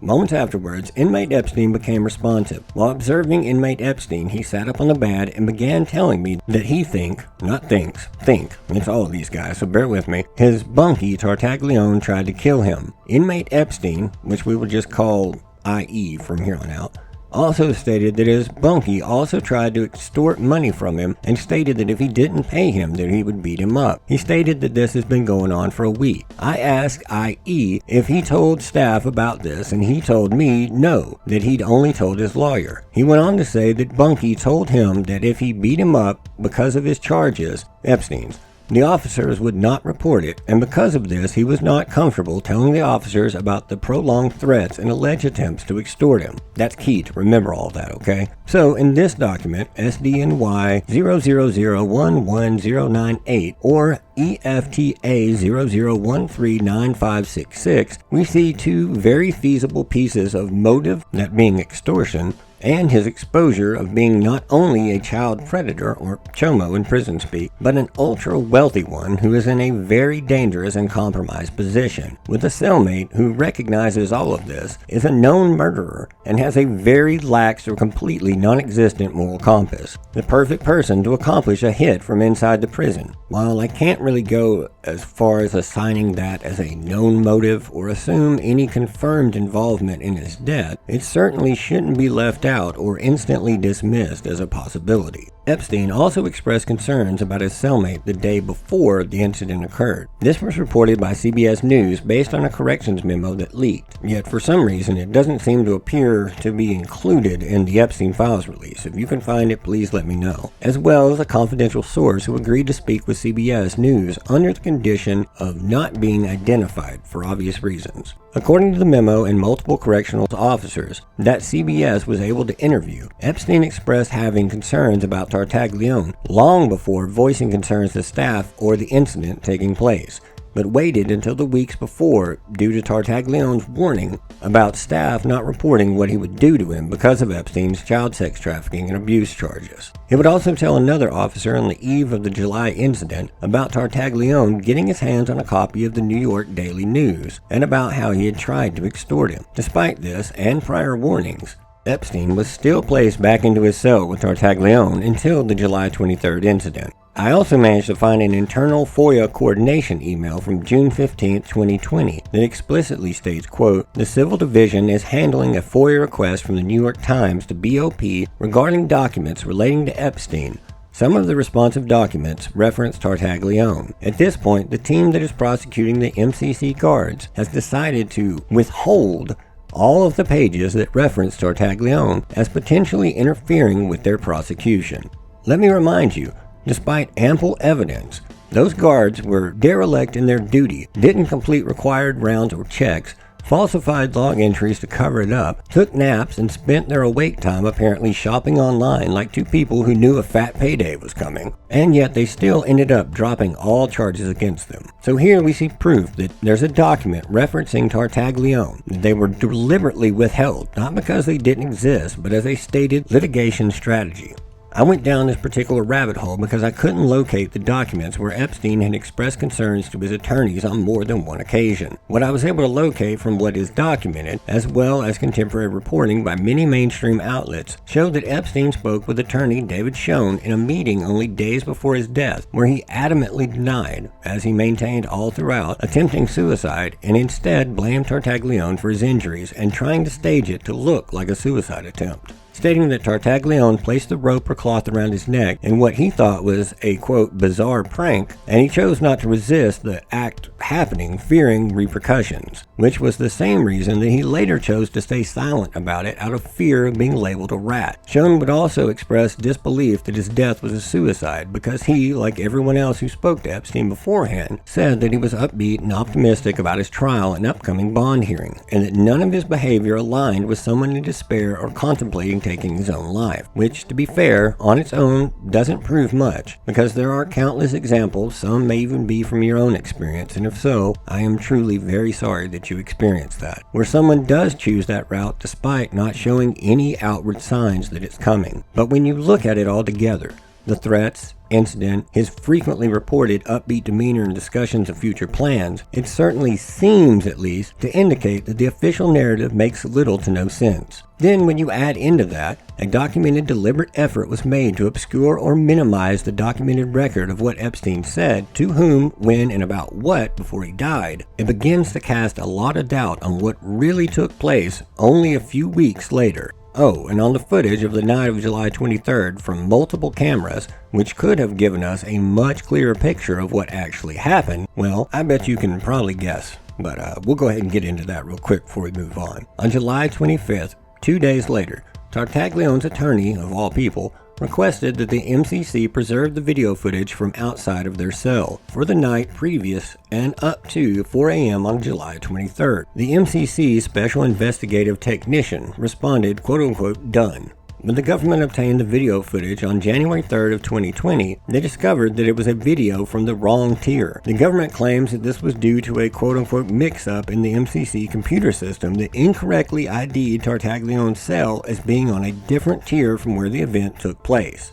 Mind you, not just a different cell, which may have still shown the event, but a whole other part of the jail. Most critically, when pushed, the MCC wouldn't cough up the correct video, stating, quote, the video system that would have contained the correct video suffered a system failure approximately 6 days after the attempted suicide, and therefore the video is not recoverable. So the video of the cell, or any others that might have shown any angle of it, was either never properly preserved or preserved in the wrong location, and the backup system that could have recovered that video conveniently happened to fail within days, ensuring that any footage from that area around and on that night was forever lost. According to the FBI, on 7/29/19, the quote, DVR system number 2 had 2 to 3 hard drives fail. So not only did the multi-hard drive failure cause that footage to be lost, 2 of the 3 cameras, including the one focused directly on Epstein's cell, would stop recording, meaning that they weren't working on the next pivotal moment when a recording could have answered a ton of questions. I probably don't even have to tell you how batshit crazy it is that not 1, but 2 or 3 hard drives all mysteriously failed at the exact same time. And I'm sure that you know what's coming next. Part 4, the final hours. Epstein's end reads less like a single clean moment than a chain of failures. An unmonitored or barely monitored tear, missed rounds, a body found too late because of all of that, and a scene that was disturbed before it could ever fully tell its own story, which was against all BOP policies. The AG's office would immediately kick into overdrive, with Bill Barr claiming that it was a clear-cut suicide before any sort of thorough investigation ever had a chance to take place. So let's paint the scene and examine the real evidence for ourselves. On July 29th, the FBI and federal prosecutors would meet with Epstein's attorneys to discuss the possibility of a resolution to the case. And this is extremely important because this fact seems very suppressed in documents and later releases and reporting, and was buried in a document cache where it seems to have gone largely unseen by most people. The resolution proposed involved Epstein cooperating with officials and providing info on quote-unquote others. I learned about this meeting from an FBI document titled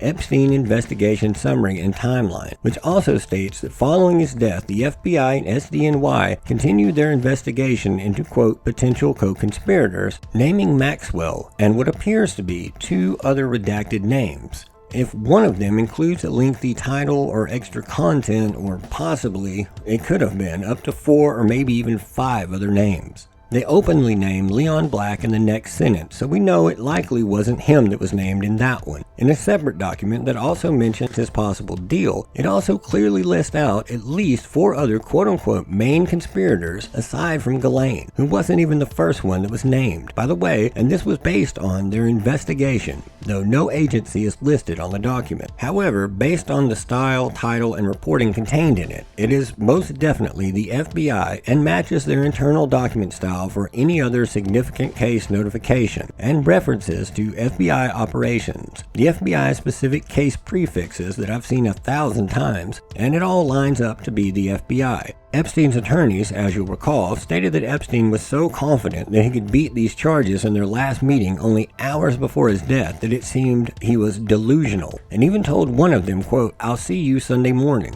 It would also come out that what Epstein, quote, really wanted to do was get bail so he could cooperate. His attorneys also stated his mood rarely wavered throughout his meetings. 7 days a week with attorneys that he was very positive, and the night before his death he was real positive and, quote, in great spirits the night before. So by all accounts, Epstein remained upbeat, positive, future-focused, and certain that he would win in the weeks and days prior to his death. Now, to get a better picture of that death, I started trying to pull together all of the multi-agency reporting related to the incident and its investigation. What I did see was underwhelming and felt oddly incomplete. So naturally, I decided to take a look into why, and what I found didn't calm my suspicions in the least. Between late 2025 and early 2026, the DOJ pulled down around 64,000 documents from its database. Among those removed are a whole lot of records that constitute the core federal investigation into Epstein's death. While the previously removed BOP psychological reconstruction and the July 23rd incident reports were restored on February 24th of this year, still missing are the 16 investigative records totaling around 2,000 pages, which all remain offline. Some of those are the FBI FD-302 death investigation containing at least 11 witness interviews, which span approximately 476 pages. The BOP True Intel operational logs from the SHU, 2 documents totaling nearly 1,400 pages, 4 copies of the BOP Form 583 incident report on his death, FBI interviews with 3 BOP officers regarding cellmate chain of command failures, the OIG evidence disposition memo that actually documents the 18 hard drives seized from MCC's camera system, the OIG forensic examination of a correctional officer's phone that supposedly exonerated him, the FBI's 1-page death investigation timeline, the MCC's SHU inmate roster,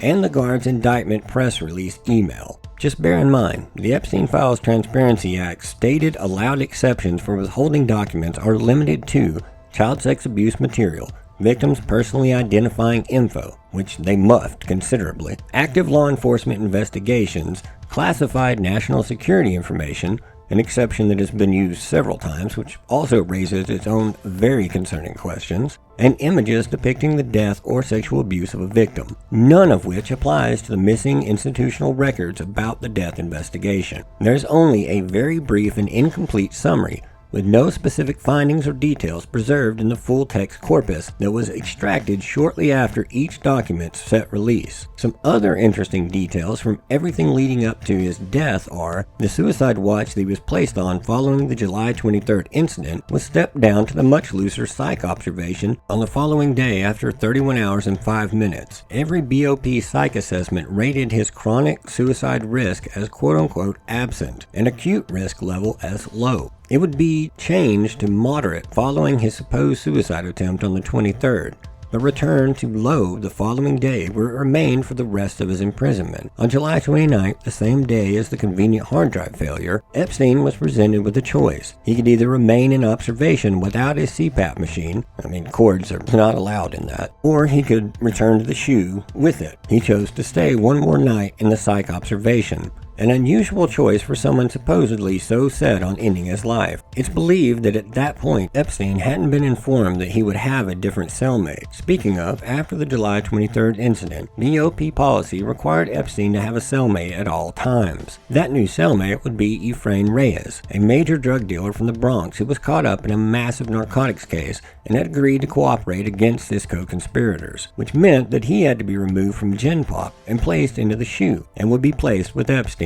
Reyes would go on to tell the FBI that Epstein complained to him that his previous cellmate was a murderous cop who tried to kill him. In the summary sits a line that makes little sense and seems to be, to me at least, an afterthought added solely for the purpose of shoring up the suicide narrative. That being the addition of that attempt on his life was what led to his July 23rd suicide attempt. Not only does that not make any sense if true, Reyes, his brand new cellmate he didn't know at all, would be the only person that he chose to admit that it was a suicide attempt to. Despite later claims that Epstein, quote, walked back his claim about it being an attack and any insinuations that he admitted it was a suicide attempt, that's not what the records show. He never did either.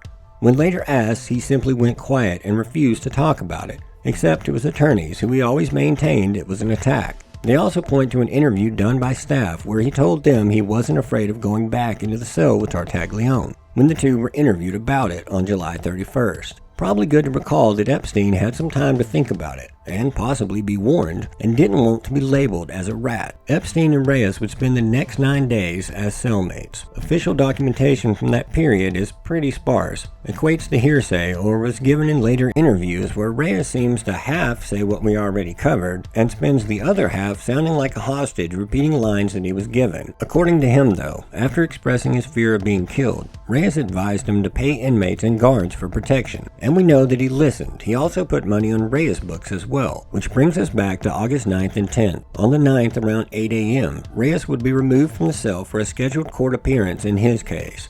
Around 1:50 p.m., the MCC staff were made aware that Reyes would likely not be coming back. A lieutenant would tell the FBI in a later interview that they, quote, informed his direct subordinate that Epstein needed another bunkie. They were short-staffed that day. The subordinate replied, "I got it," but no new cellmate was ever assigned. The message was, quote, spread by word of mouth, and no emails or internal document that have ever been released, at least, document that order ever happening. That same day, thousands of documents were unsealed in the Giuffre versus Maxwell civil case. After Reyes leaves for court, Epstein is taken to meet with his attorneys at 8:30 a.m. He would be visited by several attorneys throughout that day. Attorneys say Epstein was still in good spirits all day long. He would leave his final meeting a little bit early to make a phone call. The records show that IDO, Institutional Duty Officer, Mr. Bullock, would escort Epstein to the SHU around 7 p.m. and take him to the shower area on G tier. While there, he provided him with a phone to make a call. Epstein didn't have or he didn't know his PAC or PIN number that he needed for inmates to make a call out. So, the unit manager placed the call for him to a number that began with area code 347, which is a New York area code that is used all throughout 4 of the boroughs, actually, and the Marble Hill area of Manhattan. Epstein reportedly told Bullock that he was calling his mother, who, as best as I can tell, died in like 2004. An OIG congressional interview provides this insight. Quote, "This call was done on an unmonitored line," going on to say, quote, "It is extremely concerning why this call would have been placed and why it would be done on an unmonitored line." That same transcript, EFTA 000-61927, also reveals that when the unit manager dialed the number, a quote-unquote man answered. Public reporting has seemingly ID'd that call's recipient as Karina Shuliak, who is described as Epstein's girlfriend and a primary estate beneficiary. More on her in part 4, because it's a very interesting story. Bullock would also state that Epstein was in good spirits, and he didn't observe anything unusual about his behavior. By late evening on the 9th, Epstein was back on the SHU tier, behind locked doors, and still under a psych protocol that included mandatory 30-minute checks. Despite being aware of the cameras being down since the 29th of July, and an SIS lieutenant definitely knowing about it by the 8th, 2 out of 3 critical cameras weren't functioning due to the multi-hard drive failure.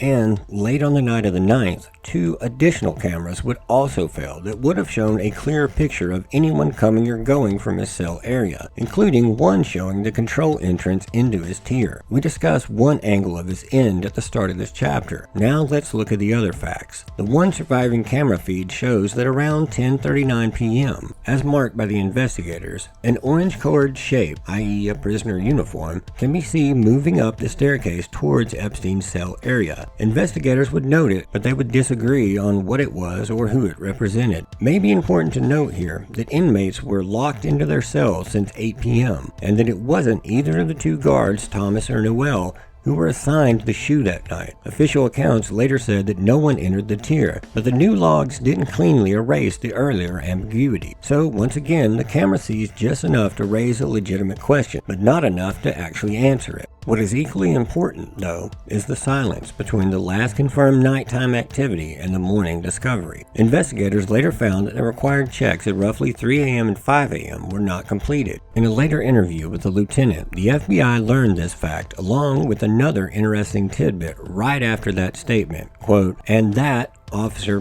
redacted entered Epstein's cell without supervision. Unless they were retrieving Reyes' personal effects, which would have required signing in and being escorted per BOP policy, I really couldn't make heads or tails of that fact." Now, we dug really deep into the events of his death in part 3 of the Franklin cover-up, so I won't really fully rehash all of that here because this episode is already way too long, but I will hit a few highlights. 1, the supposed noose that was somehow strong enough to hold Epstein up while he spoke many times about hating pain and being too much of a wimp to hurt himself, struggled to keep his weight hard enough against it to die, was allegedly just ripped away by the hand of guard Thomas. 2, as we spoke of previously, Mark Epstein didn't buy the story and brought in an independent investigator in the form of revered forensic pathologist Michael Baden, who determined that he was, in fact, murdered due to the 3 separate fractures in the front of his neck, including the hyoid bone, which is a U-shaped bone at the front of the neck between the voice box and lower jaw, which is far more indicative of strangulation from behind. Those 3 bones and damaged cartilage pointed to a much different scene in the eyes of the veteran pathologist. During an appearance on Fox and Friends, he would state, quote, "Those 3 fractures are extremely unusual in suicide hangings and could occur much more commonly in homicidal strangulation," adding, quote,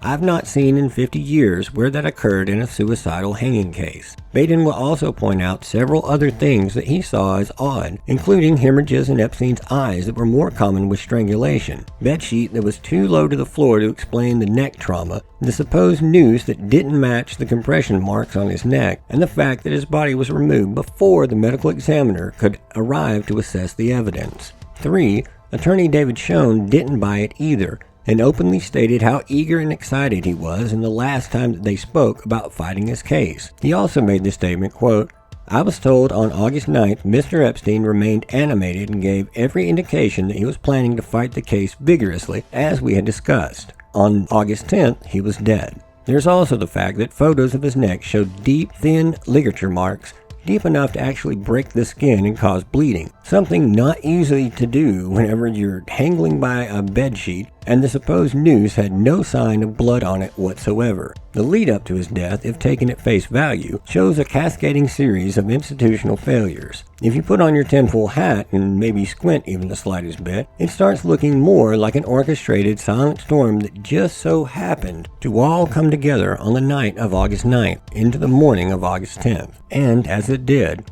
it would end with an extremely convenient silencing of the one man who held all the cards, all the blackmail, and all the dirt on a majority of the world's most wealthy, powerful, and otherwise immune people. The end of the newly revealed possibility of Epstein exchanging his knowledge for yet another get-out-of-jail-free card, or at very least a much lighter sentence that he was most interested in achieving, was all conveniently taken off of the table. The lead up to and night involving Epstein's very timely death has been thoroughly examined by numerous investigators, both within the time surrounding it as well as in the years since. Most of that is already out there and easily found. I don't feel like you need me to go back over all of it again. Let's talk instead for a sec about the body. You know me, it's a death case, so what do we always do first? That's right, pull the autopsy. From the report submitted by the New York Chief Medical Examiner, not even the follow-up that was conducted by Baden, we can see a few interesting anomalies. So let's walk through this, and we'll hit the big one first. I mentioned that the supposed noose, which was just tied in a small knot by the way, which wouldn't have worked like a noose anyway, lacked any blood and didn't remotely match the thin ligature mark on his neck or the blood. Things more closely matching like a wire or a thin cord of some sort. What it says in the autopsy report, yes, the full unredacted version is in the folder, which was that the mark made its way around the right side of the neck. It not only changes angles, but it bifurcates, meaning it splits into two directions. One terminates up and behind his right ear, and the other continues all the way around to the back of his neck and ends in a, quote, irregular red abrasion. There were also multiple abrasions around the one that was similar on the other side that were actually deeper than the main one. So either this self-described coward kept putting enough force on his neck to forcefully be scraping at his neck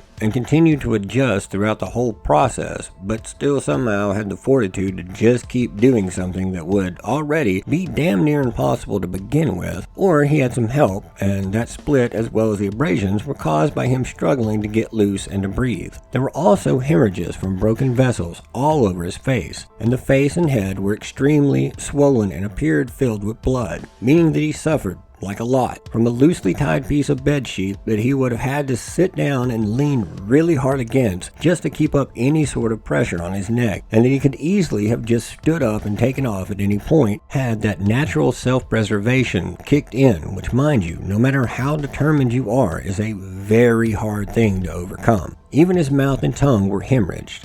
He also had bruising and abrasions on the back of his left forearm and on both wrists. He had two massive fractures on the left and right side, showing near or complete breaks, as well as the full fracture of the hyoid bone. If we take these findings together, in my personal opinion, it looks much closer to a murder. But I mean, what do I know? I'm just a conspiracy theorist. Michael Baden, though, he is one of the most experienced forensic pathologists on the planet, and one of the most highly regarded ever. When the government wanted the best to investigate JFK and Martin Luther King, he was one of the first that they appointed. But wait, those were both cover-ups. That's something I feel like most of us are well aware of, or at least have a strong suspicion of. So why would Michael Baden be helpful here? Unless... Chapter 14. The Dead and the Living. On August 10th, 38 minutes before Epstein's death was publicly announced, a 4chan user with the auto-generated name of RPTND1SI would take to the politically incorrect board to make a post that would later come to turn the death of Jeffrey Epstein on its head. At 8:16 and 36 seconds a.m. Eastern Time, again 38 minutes before ABC News reporter Aaron Katersky would actually break the news of his death on Twitter, the post that they made would read, quote, "Don't ask me how I know, but Epstein died an hour ago from hanging, cardiac arrest. Screen cap this." They would go on to answer 4 more questions with specific medical language and details that strongly pointed to direct knowledge, such as mentioning intubation, fluid infusion, and transfer to a lower Manhattan ER. 28 minutes later, and 8 minutes before it was ever first announced, another post popped up, this time from a screen name SWAM8WIF. While outwardly the FBI and law enforcement would ignore or even downplay the significance of the post, behind the scenes another story was unfolding. After being alerted to the post by a tip on August 12th, they would immediately launch a grand jury investigation and send subpoenas to 4chan, AT&T, Apple, and Citibank. That post would read, quote, "Not saying anything after this. Please do not try to dox me, but last night after 0415 count, they took him to medical in a wheelchair front cuffed, but not one triage nurse says that they spoke to him. Next thing we know, a trip van shows up. We do not release on the weekends unless a judge orders it. Next thing we know, he," and there's like some characters, I'm not really sure what they had on that, "put into a single-man cell and hangs himself. Here's the thing, the trip van did not sign in, and we did not record the plate number, and a guy in a green dress military outfit was in the back of the van according to the tower guy who let him through the gate. You guys, I am shaking right now, but I think they switched him out." And that post would seem to quite clearly grab some attention. The grand jury subpoena for Apple to request info on 2 numbers as well as 3 IP addresses. AT&T would quickly turn everything over, as would Apple, albeit as an encrypted data and information to the FBI on how they could decrypt it. Citibank would return account statements for one Roberto Grijalva, who the FBI would determine was, in fact, a guard at the MCC who was on duty during the events that he described. While the two are often conflated, largely because the FBI has been characteristically vague about their investigation, it seems that they were only able to link Grijalva to the first series of posts under the RPTND1SI auto-generated username. Then they made the unusual claim that because the SWAM8WIF user was using a dynamic IP address, they were unable to trace it. And that claim supposedly stems from AT&T's statement to the FBI, who asked for info on the 2 IP addresses, that they couldn't trace one of the IP addresses to a customer due to them using the dynamic IP. This sparked my interest and immediately stood out to me. I don't want to get too bogged down in or bore you guys with a ton of technical language here, but that just isn't how that works. While their initial response to the subpoena does say, quote, AT&T is unable to provide any information in response to the legal demand because AT&T does not maintain records in the normal course of business that associate individual accounts or devices with wireless dynamic IP addresses. The grand jury would send a letter commanding the National Compliance Center for AT&T, which just so happens to be in Palm Beach, to send someone, likely the compliance security analyst and custodian of records, Daniel Dixon, to appear before the grand jury and turn over the requested records, or to produce those records before the appearance date of August 21st, to which AT&T would cough up several pages of phone records and 3 separate pages of wireless subscriber info sheets for all 3 IPs that they requested. Yes, 3. Still not sure what the third one was about. These info sheets list the name, account number, address, and all pertinent account information on 3 separate individuals, whose names are all redacted by the FBI or DOJ. They did leave one partial address unredacted though, which is how I know that at least one of these is Grijalva. The only other name unredacted is a contact name that could be unrelated, but I found it unusual that that user's name was Karina. Not a super common name, and as you'll recall, was supposedly Epstein's last girlfriend. But anyways, back to this. And while the user addresses are all different, the credit address, as in the person paying the bill, is the same with all 3, an address in Swain, New York. which in and of itself disproves the FBI's excuse, and while, like so much in these incomplete and still heavily redacted files, it doesn't definitively prove that 3 separate users made the post, it does strongly indicate that if they did, then one single person was being billed for all 3 of those devices. Due to the other info changing and showing only one name that is unredacted, that being the Karina B, it does make it much less likely that the 3 sheets represent one person using one device, which raises a lot of questions in my eyes, because that would likely mean that at the very least, those users had some sort of relationship, and therefore likely shared knowledge. The assumption pushed by media and inferred by the FBI that the first clearly legit post regarding the death announcement was Grijalva, and the body swap post was some random user who just saw an opportunity and made up a quote-unquote conspiracy theory about it on the spot, deserves a critical re-examining. While it is much easier and cleaner to explain away for the FBI, if that was the case, the evidence, if truly examined, point away from that and towards the first post and answers to questions using medically specific technical language and demonstrating a deep familiarity with the techniques and equipment and medical interventions being used lines up far more closely with coming from either a prison medical staff or even more likely an EMS or paramedic, more so than just a simple prison guard who had no known medical training and certainly no detailed medical knowledge. Meaning their dismissal of the body swap post as being some random conspiracy theorist that they couldn't track down, both a lie, as it clearly was, and very likely that it was the one that was actually made by Grijalva.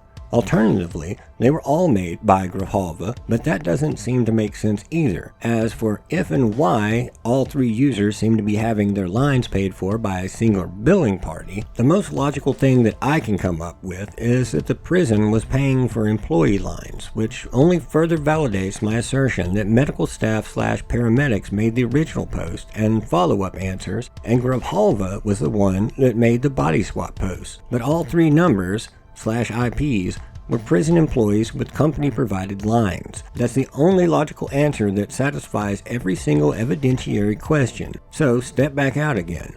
While this is in no way proves that his body was for sure switched out, not what I'm saying, it does, in my opinion, at least make a very solid case for those posts coming from prison employees with direct knowledge of the events. So, before we go, let's look at the body swap claim and try to see if it would line up with any other evidence that we have. A while back, a claim was floating around that was based largely on a text with this doctor, and the autopsy findings. There was a major discrepancy with Epstein not having a prostate, and yet the medical examiner describing his prostate in detail in the autopsy report. The only other evidence cited at that time, that I saw at least, was some billing paperwork and results from a LabCorp test of his PSA levels, prostate-specific antigen, which I dismissed initially, believing that the paragraph under the result was likely just something that is auto-generated, and they might even put it on all of the pages for that test coming from LabCorp. While re-examining the documents for this episode, I wanted to cross-reference that with other test results and what the standard boilerplate system language would be for someone with abnormal levels. And now I can say with 100% certainty that the following claim regarding a quote radical prostatectomy was specific to Epstein and was based on the procedure having been performed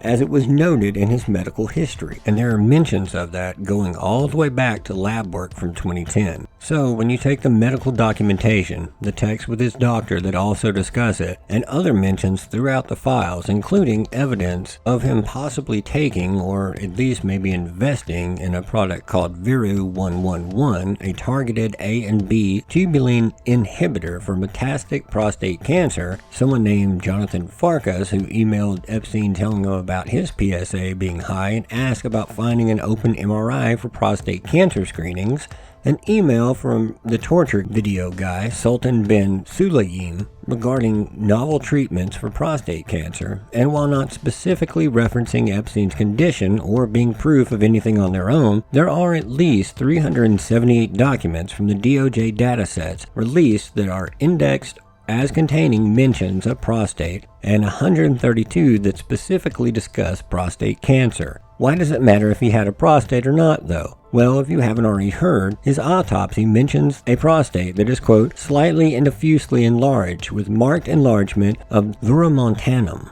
meaning that he had not only a prostate present, but she describes the inner architecture of it, including a piece that would almost certainly have been removed in any sort of prostate cancer operations or even preventative surgeries, and certainly wouldn't be present had a radical prostatectomy been performed, unless, of course, he miraculously regrew one while he was in prison. It isn't what I would consider a smoking gun that necessarily proves anything beyond a shadow of a doubt, but I guess that it is at least worthy of considering along with all of the other available evidence. Another interesting anomaly in the U.S. Attorney's Office for SDNY press statement addressing Epstein's death, which was originally for August 9th, the day before Epstein was found dead. And it's easy to say, well, someone probably just messed the date up. And I wondered that as well, until I spoke with someone with intimate knowledge of these sorts of releases and the system that is used to make them, who said, without a doubt, the date and headers are always auto-generated, meaning that someone would have to have either known beforehand and didn't change the date, or someone, for some reason, went in and changed the date to the day before. They would issue a second one,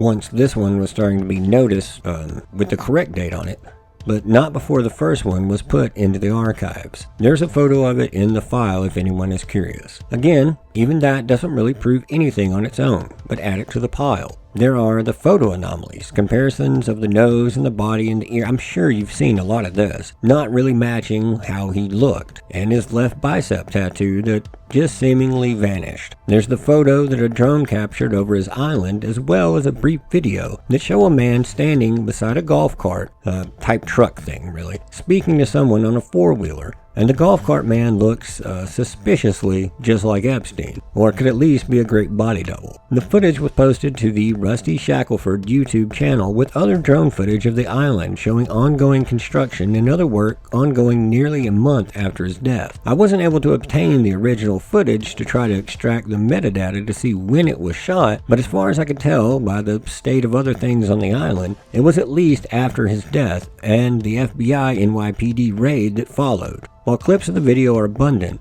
the OP's channel has been removed from YouTube because it, quote, violated our community guidelines.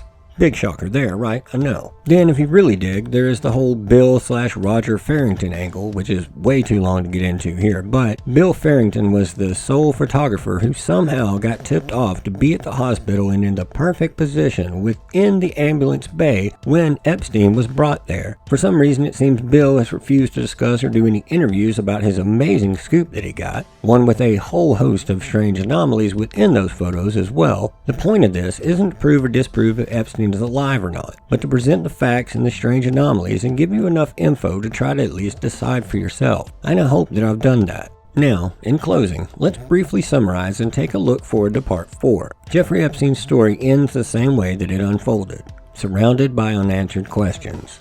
The man who should have disappeared in disgrace after his '08 conviction was allowed to completely subvert the justice system and somehow re-emerge with even greater access to wealth, power, and influence than he had before he was caught. He rebuilt his image. He not only resumed, but became even more prolific in his abuse and trafficking. He only expanded his meetings with billionaires, politicians, academics, royalty, and financial executives. And when he was finally arrested again, facing charges that threatened to expose not only his crimes, but potentially the entire network of people who enabled, financed, protected, and above all participated in it, he just happened to die in federal jail under extremely unusual circumstances, before he was ever allowed to even speak in court. Officially, the story ends there. The DOJ dropped all charges, and despite many co-conspirators and abusers named in the files, and no doubt many more that were unreleased, Todd Blanche has stated that there is nothing to go on and no further investigations are planned. But for many, that is precisely where the real questions begin. Because how exactly did a convicted sex offender so easily regain access to the very highest levels of society? Why did so many powerful people maintain relationships with him long after his crimes were widely known? Who benefited from his continued freedom? And perhaps, more importantly, was Jeffrey Epstein truly the architect of the operation? Or was he a facilitator, a broker, and a gatekeeper serving interests far larger than himself? Because when you strip away the headlines and the sensational details, one fact becomes impossible to ignore. Epstein was never just one man acting alone or with a single co-conspirator. His operation required recruiters, enablers, lawyers, bankers, pilots, house managers, security staff, social connections, public relations allies, and most importantly, customers. An operation of this scale doesn't function in isolation. It functions as a network. And if Epstein is dead or not, the truth is that his network isn't. Most of the individuals who orbit him remained wealthy, influential, and largely untouched. Some claim that they knew nothing. Others offer shifting explanations. Victims say otherwise. And still others have avoided serious scrutiny altogether. The trial that might have finally forced answers was stopped from ever happening. Testimony was never heard. The evidence was never fully exposed or ever tested in open court, and the public was handed incomplete files to placate the rising thirst for justice that seemed to stop just short of exposing the people who really mattered the most. In many ways, Epstein was both a criminal and a key to better understanding how power protects itself, how reputations are manufactured, how institutions can be co-opted to fail when it really matters the most, and how money, influence, and access can insulate even the most disturbing behavior from accountability, behavior that we've only began to discuss. In Part 4, we follow that key wherever it leads. We will examine the main associates, the clients, the heads of state, the deeper intel connections, and how all of it intersected with Epstein's world. We will apply everything that we've learned so far as a framework, a type of scaffolding upon which we will hang the deeper story and expose the worst offenders. We will definitely separate documented fact from speculation, while focusing on what can be proven, what can be reasonably inferred, and what remains unanswered in an open and honest way. We will seek to decode the code words, expose the real evidence, and fully examine the darkest corners of these files. In order for Part 4 to have the impact and weight that it deserves, we had to know the story first, inside and out, and I sincerely appreciate you all for sticking with it. Now it's time to fully expose the trafficking network, hear what the victims have to say, and attempt to uncover the elements that have been buried by what I can only describe as a very blatant cover-up by elements within our government, and why they chose to do so. Part 4 is the final chapter, but this story doesn't end how you think it does, I promise. I'll be back with you all in just a few weeks' time, but until then, you know the drill. Take care of yourselves out there. Take care of one another whenever you can. And I will talk to you all again, real soon, on the next Clandestine Radio.